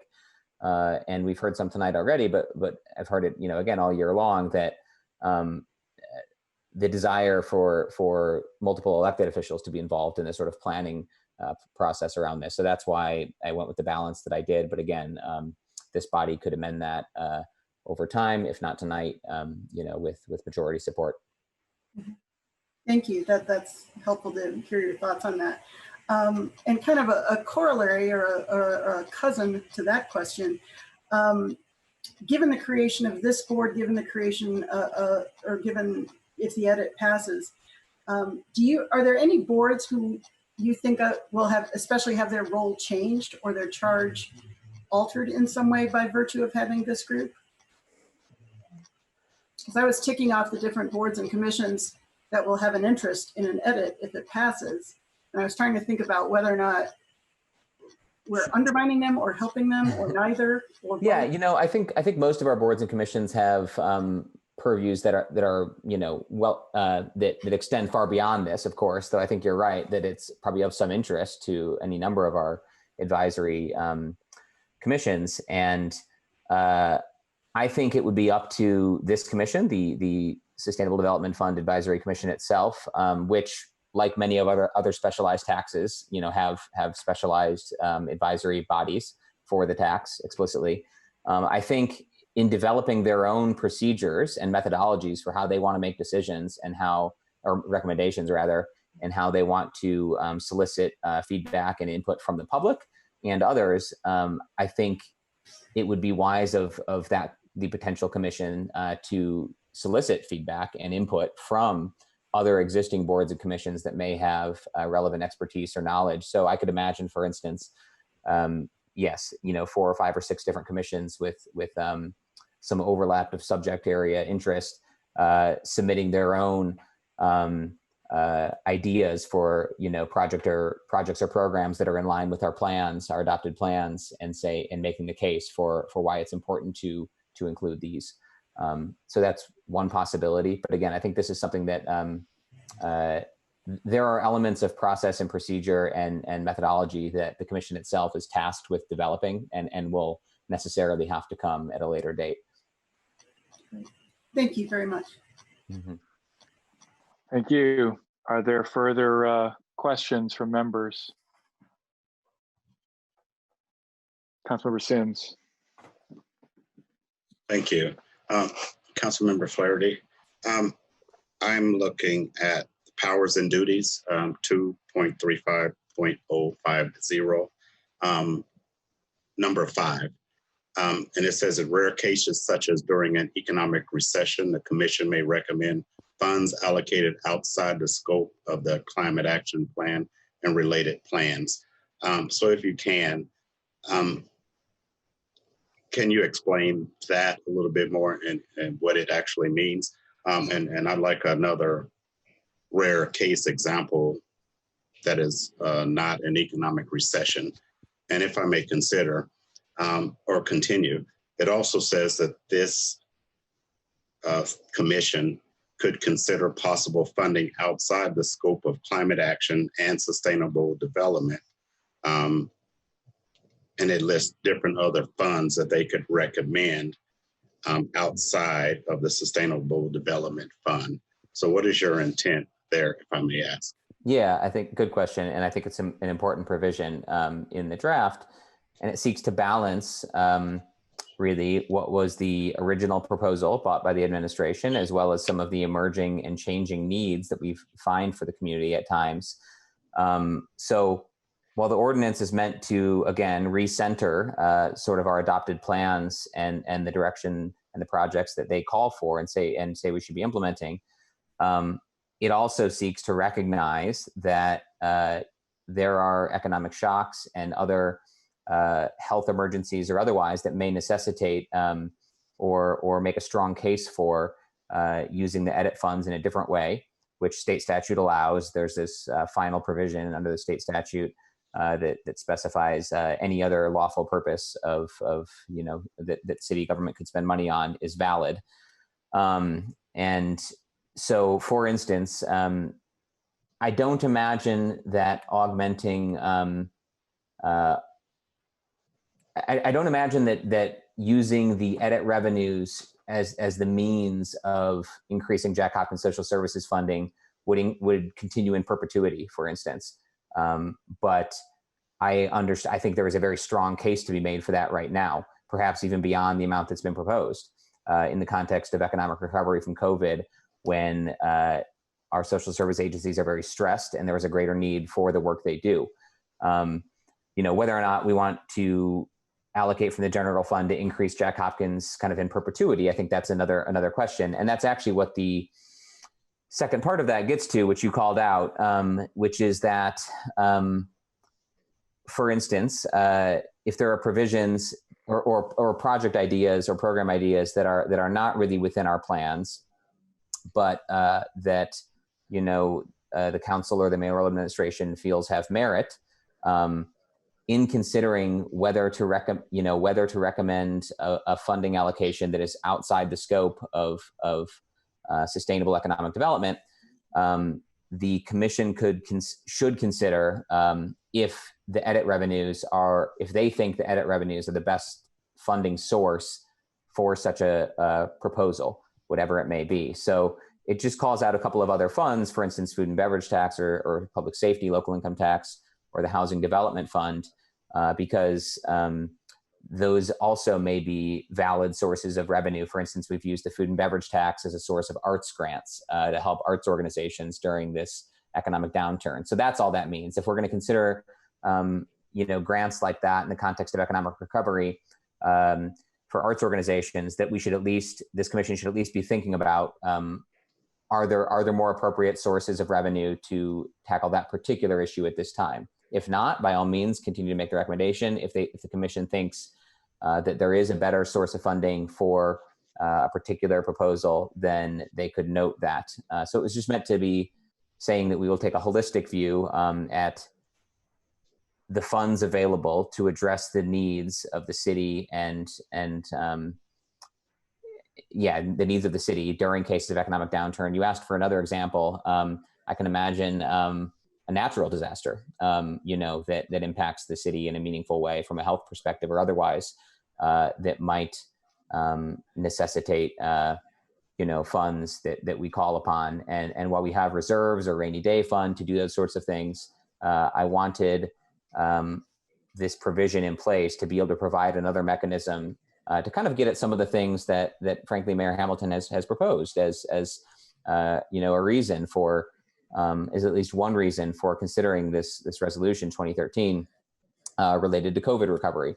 I didn't want those types of things to be entirely off the table, but I don't think they are the original intent of this proposal. And so the goal was to balance that, to recenter the intent, the original intent of the proposal, but to also allow enough flexibility to address things like economic recessions or other emergent needs that are limited in time, perhaps, with the city. Does that help? Similar to the economic situation we find ourselves in currently. Absolutely. Okay. Does this also give this commission the ability to recommend using some of the EDIT funds, for an example, to enhance a public safety local income tax? Is that part of what's intended here? I guess in particular, like if there's no, not to I guess let me. Well, I may have the wrong word. I'm seeking clarification. Sure. I guess if there is, my point here in this provision was if there is a particular need that the city has identified that it thinks we need to fund in some way, and proposes that or brings that to the commission as part of a set of things that the commission might consider. If the commission feels it is pretty clearly a public safety need that has been articulated, that it would be within its powers to suggest that the PS Lit at least be considered for that public safety need. So just, again, it's kind of saying that the commission should consider the appropriateness of any request or potential project or program. It should consider the appropriateness not only in the context of our adopted city plans, but also in the context of where it best fits in terms of where funding is coming from within the city. Okay, once again, thank you very much.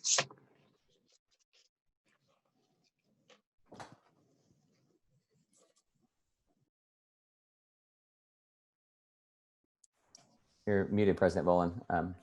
I'm sorry, Councilmember Rallo, go ahead.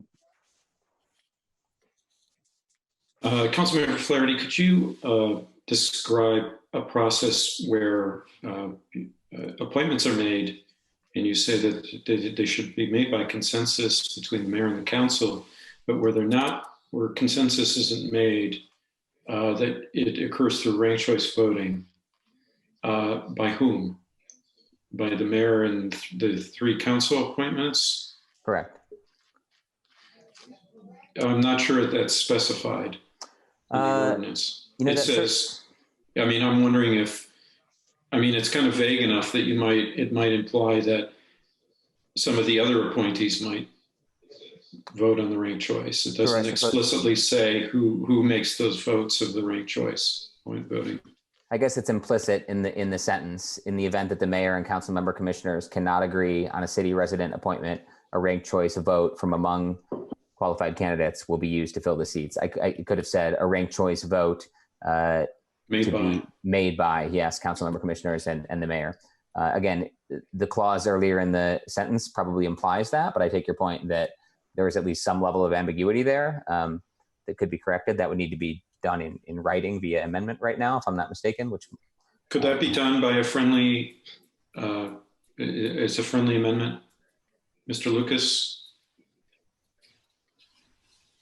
It implies probably what we assumed, but it needs to be made. It seems to be better. Put that in writing in amendment form. If the council wants to continue debate, I'll display that when we're ready. Thank you. Thanks, Councilmember Rallo. Further questions about the ordinance as amended?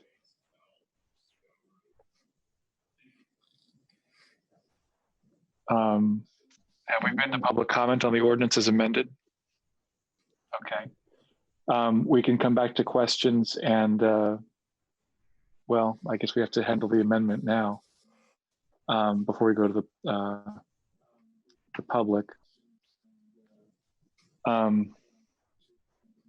Point of order, could we go to public comment for the ordinance as currently amended and then consider Amendment 3? I think technically we would offer another public comment round to the public after That's that. right. All right. I mean, I suppose there's a risk in doing so, but I hope that, yeah, no one will abuse it since Amendment 3 is a technicality. We will go to public comment now on Ordinance 2016 as amended. Madam Clerk, are there any members of the public who would like to speak to the ordinance as amended? Yes, there are a few, and I'm going to start with a comment from Sam Dove, who would like to know when the bus routes are going to change. Okay, thank you. And then the next comment will be from David Keppel. And Mr. Keppel, you can go ahead. Yes, good evening, members of the council. I think that Councilmember Flaherty has shown a great deal of wisdom in the way he has drafted this. People have been picking at every element of ambiguity tonight, and that's your job. But nothing can work in the real world without some degree of cooperation, and that does involve a little bit of flexibility in how it's implemented. I think that flexibility is quite appropriate for Bloomington. I think we need to remember that the extreme levels of distrust in this country now apply to a national administration. But if we're going to succeed in addressing climate change at the local level, we are going to need the wonderful combination of initiative, which this proposal by Councilmember Flaherty includes, and some degree of flexibility in how it's done. So I think the balance has been correctly set, and I very much hope that you will approve this proposal. Thank you. Thank you. Further public comment on the ordinance as amended? Yes, next up is Ilana Stonebreaker, if you want to go ahead. Hi, thanks again. I just want to point out that this right now, this evening, is the first public comment that 2016 has had after being introduced last week. And at that time, we were discouraged from commenting upon it then. And then during this meeting, we have had not one, but 2 amendments to also look at during the meeting as the public, and another one that is being drafted as we speak. So my main comment is that there hasn't been enough public input on this resolution, this ordinance, whose entire focus, whose entire intent is to allow more public input into a process. And it's a very important process because it deals with millions of dollars and possibly, as the edict expands, tens of millions of dollars. As it sounds like all money from an edict that goes to the city of Bloomington will go into this fund. Further, I think that it's important that there seems to be some miscommunication between the constituents who have advocated for this, in which they have been told that this would give a larger amount of foresight, which seems now to be constitutionally impossible under Indiana law. So I feel like there needs to be more communication with the constituents before we allow this to continue to move forward. Finally, I'd also point out that even during this meeting, we haven't even read the issue aloud, which doesn't even allow people to hear the thing if they haven't also reviewed the council packet. I think that the intent of this particular ordinance is very valid, but I think the impact has a lot of the opposite effects. Being, once again, the first public comment that has happened with this amendment that deals with millions of dollars. And I would encourage us to have at least one more round of city council meetings so that people can fully review it. Because even in this meeting, at this exact moment, we don't have the final version, and we have to stay on the Zoom call before we can even see how it's finally drafted. So I would really urge more time to look at this, to think through this.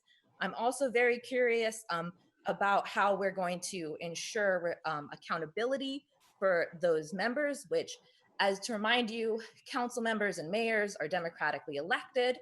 So that is how they represent constituency. And I haven't heard a lot about how these 3 additional community members will be chosen to reflect both the various diverse perspectives that we want on this focus. So once again, I'm excited to see some focus on community input and some processes, but I just feel that there has not been enough public comment, as this is the first public comment for an ordinance that was introduced last week. Thank you. Thank you. Is there further public comment on the ordinance 2016 as amended? Yes, there is. Next up is Mr. Greg Alexander, if you want to go ahead. Hey, thank you. I'm Greg Alexander. I just, I really appreciate the effort of this ordinance that, there needs to be some supervision outside of the mayor's office.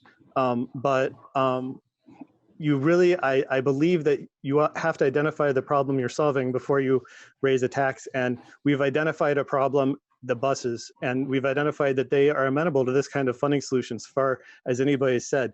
And that's something that really would help people. And I just don't know why we need a committee to oversee the mayor's slush fund instead of simply allocating money to the buses. That's why I told you about the sidewalk project. They just spent some hundreds of thousands of dollars without improving things for people just to look like they were doing something. And I really think that we just got to have a plan before we raise the tax. And that plan should be the buses, fund the buses. Thanks. Thank you. Further public comment on ordinance 2016 as amended? Okay, next up we have Randy Paul. Mr. Paul, if you'd like to go ahead. Hi, can you hear me all right? Yeah, I initially, when this came out by the administration in the first of the year, I was for it, particularly because of the emphasis on climate change. With that taken out, I feel pretty strongly against you voting yes for this.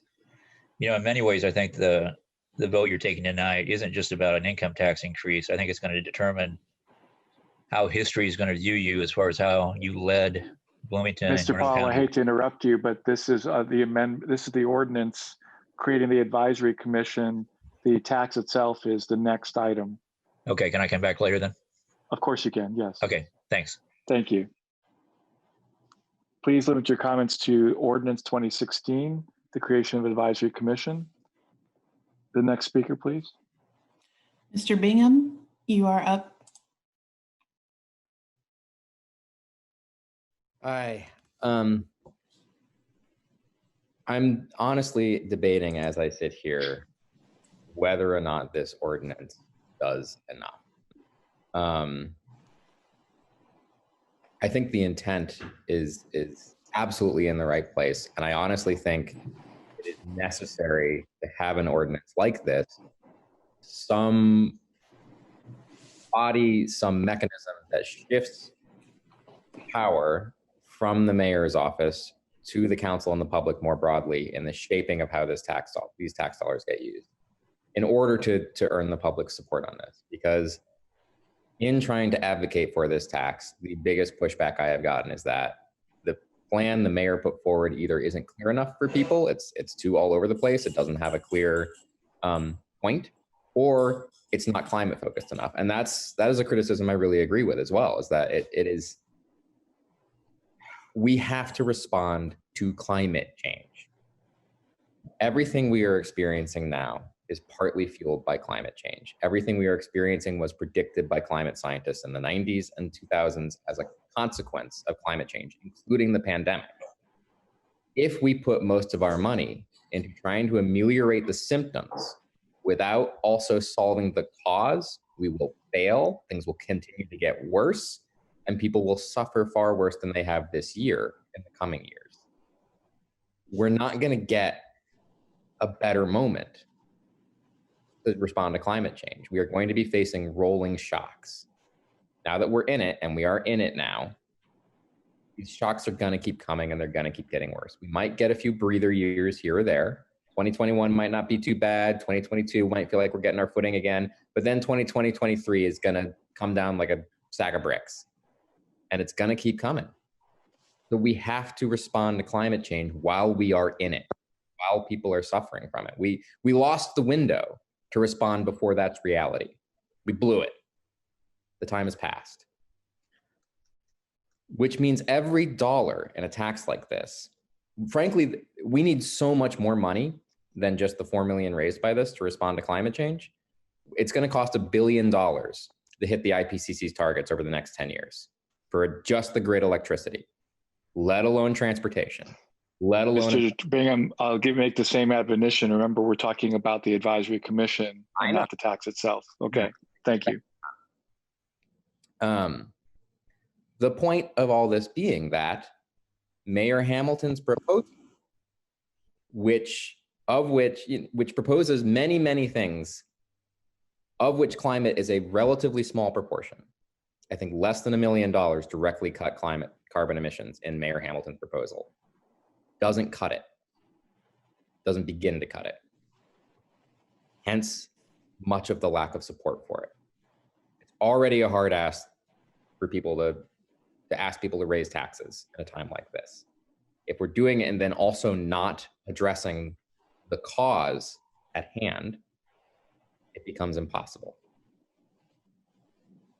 So I initially supported this commission on the idea that it would allow us to draft more targeted plans. It would allow us to use this money in a way that does help people who are suffering, while also ensuring that every dollar is cutting carbon and moving us forward on solving the cause.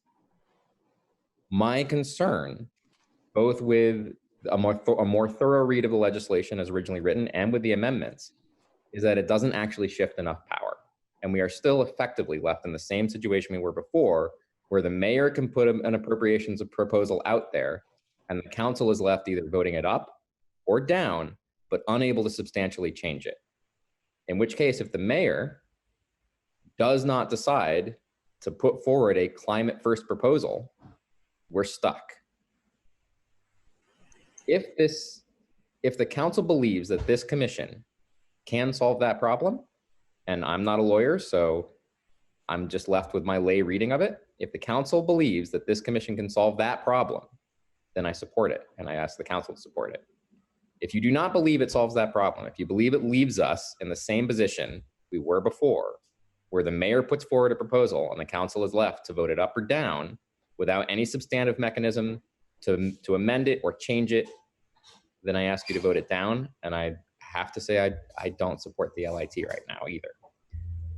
For many people, their support of the LIT is contingent upon this commission being effective. Thank you. Thank you. Further public comment on Ordinance 2016 as amended? Yes, next up we had Alex Goodlad. Mr. Goodlad, if you'd like to unmute.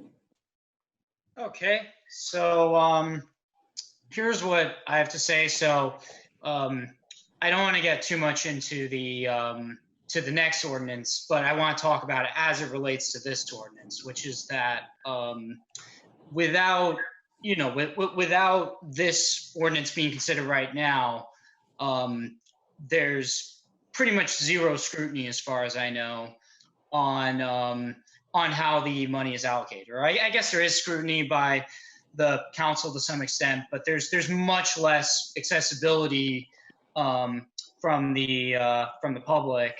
And I would go as far as to say, as even with this ordinance passed, there's still, like, because it ends up being a commission, and I mean the public doesn't really.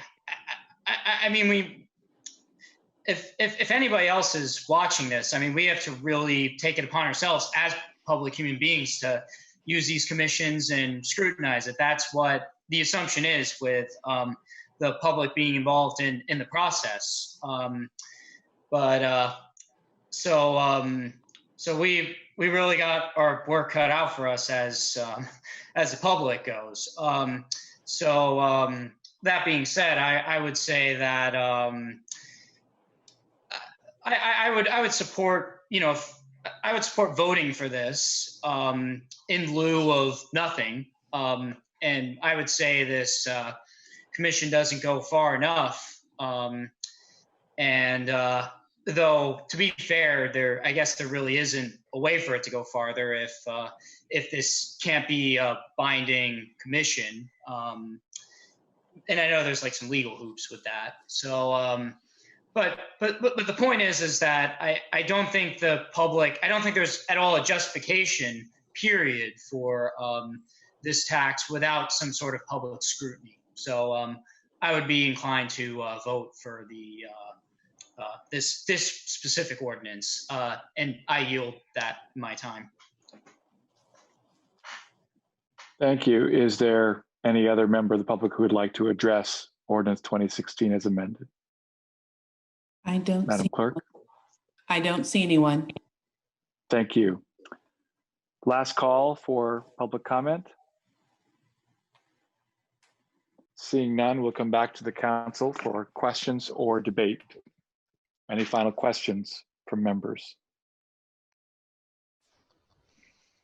Seeing none, we'll go to debate. Is there any final comment on Ordinance 2016? Councilmember Rosenbarger.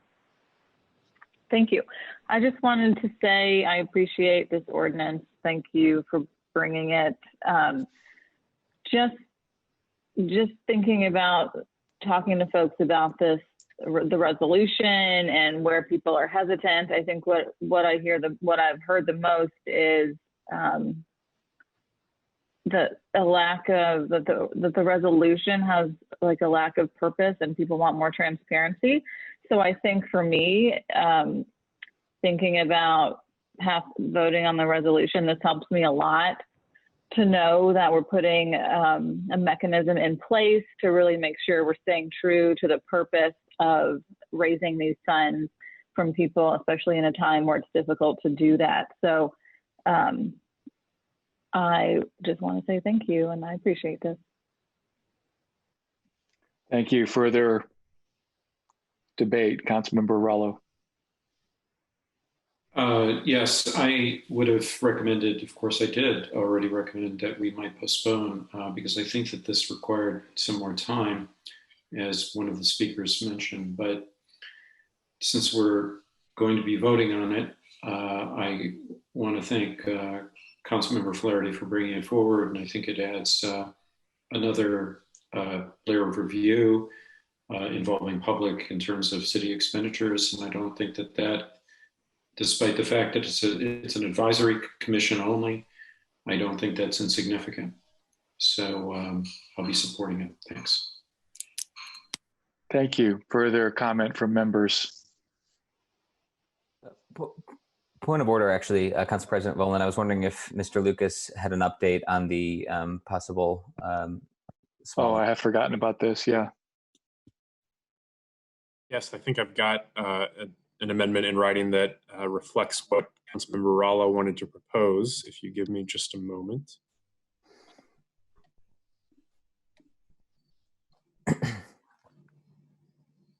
Councilmember Rallo can confirm if this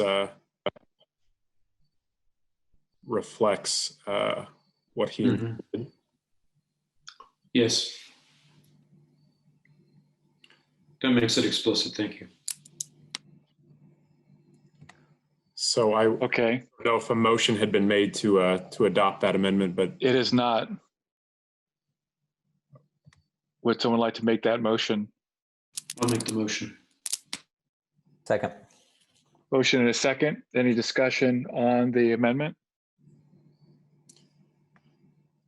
Seeing none, we're going to go to the public on Amendment 3. And I noted that Mr. Paul wanted to speak on the ordinance as amended and didn't get a chance. And I saw he raised his hand. So I'd like to invite him to use this public comment period to comment on the ordinance as amended as well, if Mr. Paul is still present. Mr. Paul? Yes, what I'd like to do is talk about the amendment once you finish up the ordinance. Once you finish up the amendments. Well, but we've already been through the public comment period, so I want to invite you to go ahead and speak about the ordinance now. All right, thank you. Go ahead. Like I had started to say, I was actually for this before all the climate change money was taken out. So that pretty much lost my support. I do think that your vote tonight is more than just about a tax increase. I think it's about your leadership, how history will record you as far as how you've led through this pandemic. I think it's going to. Point of order, please. I'm sorry, Mr. Paul. That's all right. Mr. Volan, I believe Mr. Paul is addressing the actual tax increase proposal. Which is what I want to do. Oh, I see. Right, I'm sorry, Mr. Paul. I thought I'm made sorry. a mistake. Well, I'm just warming up for the third time, so. I've made a mistake again. You're right. I'm sorry. I'm getting confused by everything. Mr. Paul, I'd ask you to wait on the tax increase. That is fine. Thank you, sir. All right. My apology. Thanks, Madam Parliamentarian, for the correction. We come back to the council. We were in debate. Are there any members of the council who would like to address Ordinance 2016? Remember, President Volan, which we're talking about. Anyone else like to speak? Council member. Point of order. I think we're on the amendment. Council member Rallo.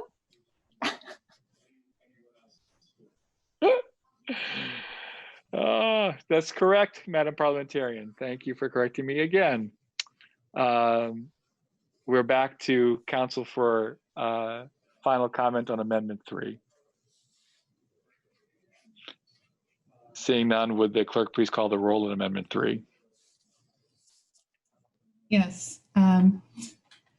Councilmember Flaherty? Yes. Smith? Yes. Sandberg? Abstain.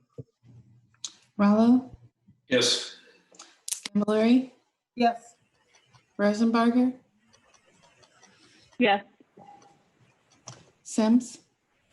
Abstain. Volan? Yes. And Piedmont Smith? Yes. Okay. That's a 702 vote. Amendment 3 is also adopted. We now come back to Ordinance 2016 as triply amended, and we are in debate. And I'll call on my colleagues for comment on Ordinance 2016 as strictly amended? Last call for comments. Councilmember Piedmont Smith. Yes, thank you.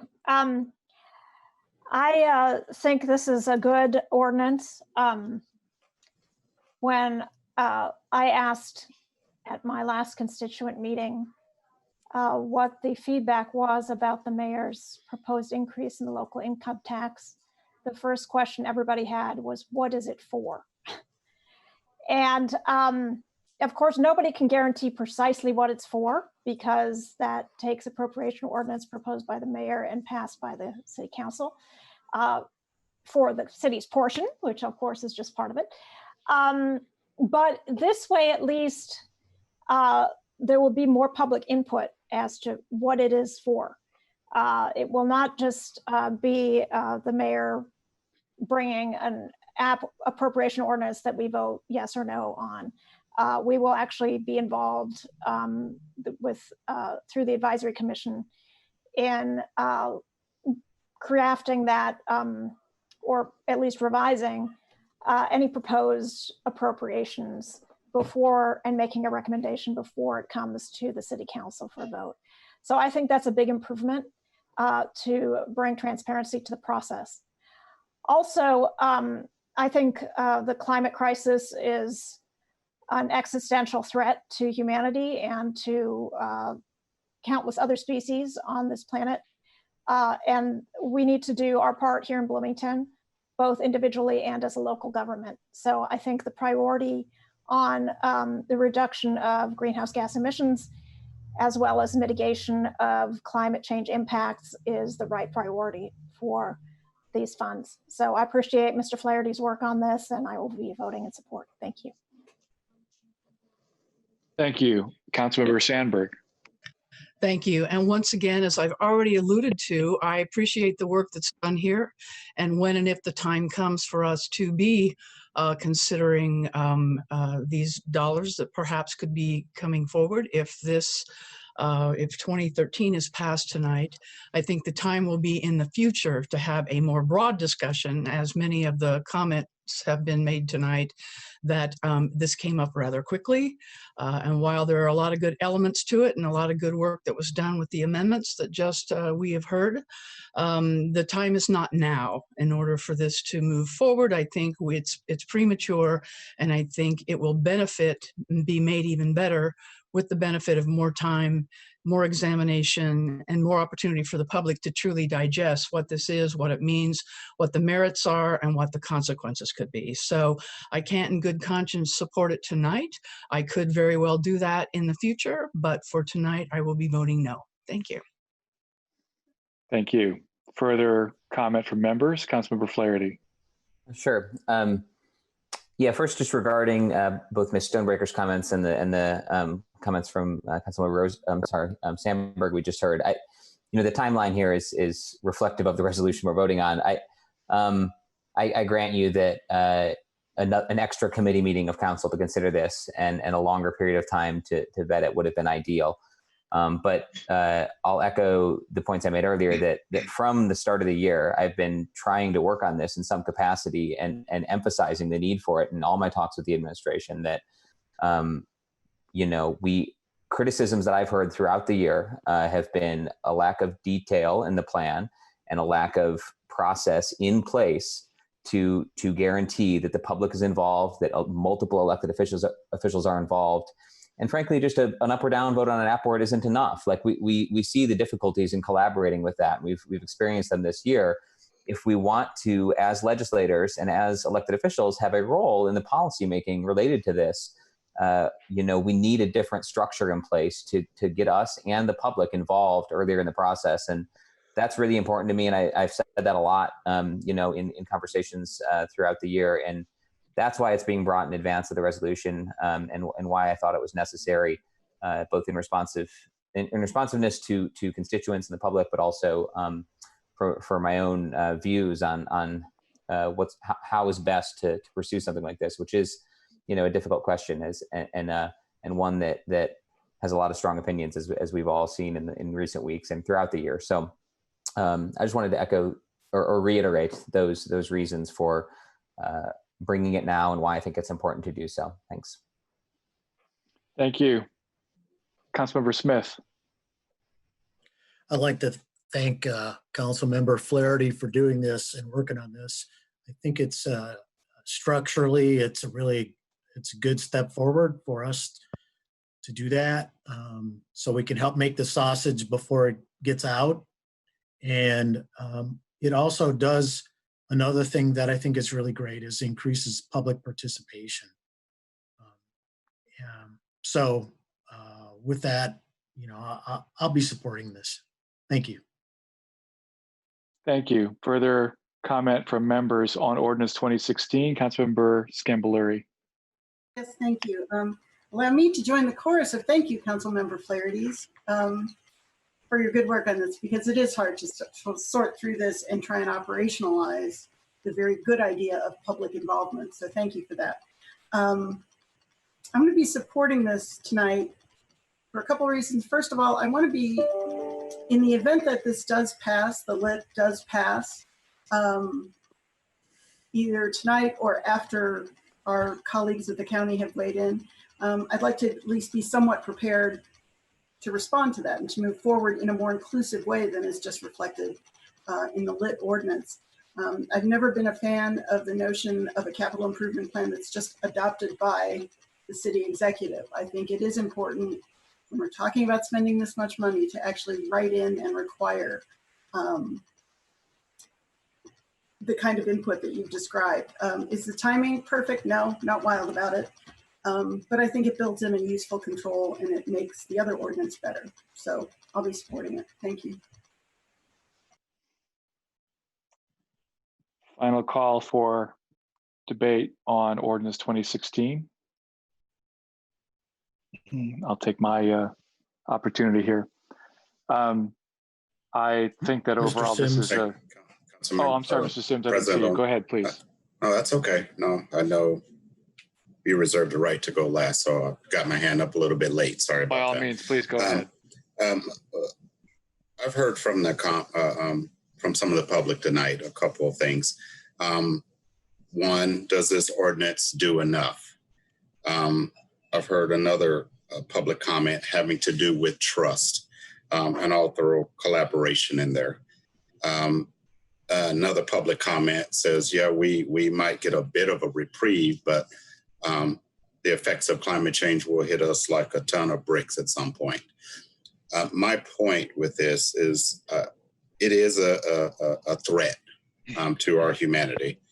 And I think we are trying as a city to do our part, and we can do more. One of the issues I have with this ordinance and in the expenditures of the funds is that Bloomington City does not operate in a vacuum. And doing our part is one thing, and I think we're doing a good job. We can do better. But it has to be broader in order to work toward solving some of the climate change and greenhouse gas issues. Bloomington is a regional leader, or we claim to be. So why can't we be the leader in educating and promoting? And start with our contiguous counties. Let's start with our own county colleagues. And then as that gets broader and bigger, then we would have some pretty serious effects on climate change. So the education and the working with others and the collaborating in order to make this more effective, I think is kind of what's missing in this ordinance. And I'm not so sure if it's out of our purview. I'm sure it's been thought about. But that's one of the things that bother me the most. If we went to zero greenhouse gas emissions, I often think, how would that really affect our situation? It'll help Bloomington, don't get me wrong. But as far as the overall effect and the much broader effects, and then throughout the state and on, how does that really help? And us being a leader, I see us doing that. But I just want to see this where it's reaching out broader so we can have more effects on limiting the effects of climate change. I will also, while I still have it, thank Councilmember Flaherty for all the hard work he's done too. I also appreciate the phone chats that we've had before there. Very illuminating. So thank you there very, very much. But like some of our public comments, I just don't think this goes far enough. I don't think it does enough. I'm not so sure about the collaborative standpoint from working with others on getting more done. So I will not be able to support Ordinance 2016 this evening. Thank you. Thank you. Did I miss anybody? Okay. If there's no other debate, I'll take a crack at it here. I want to underscore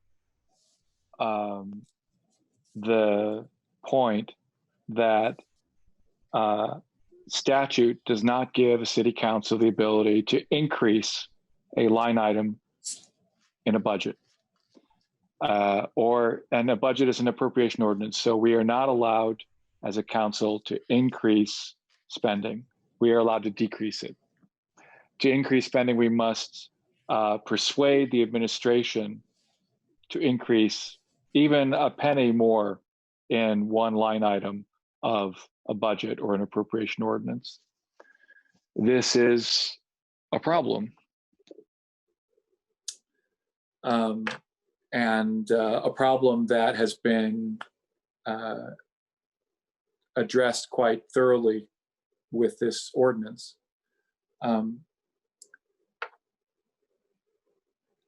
I think that this ordinance is pointing to a different model for the development of spending.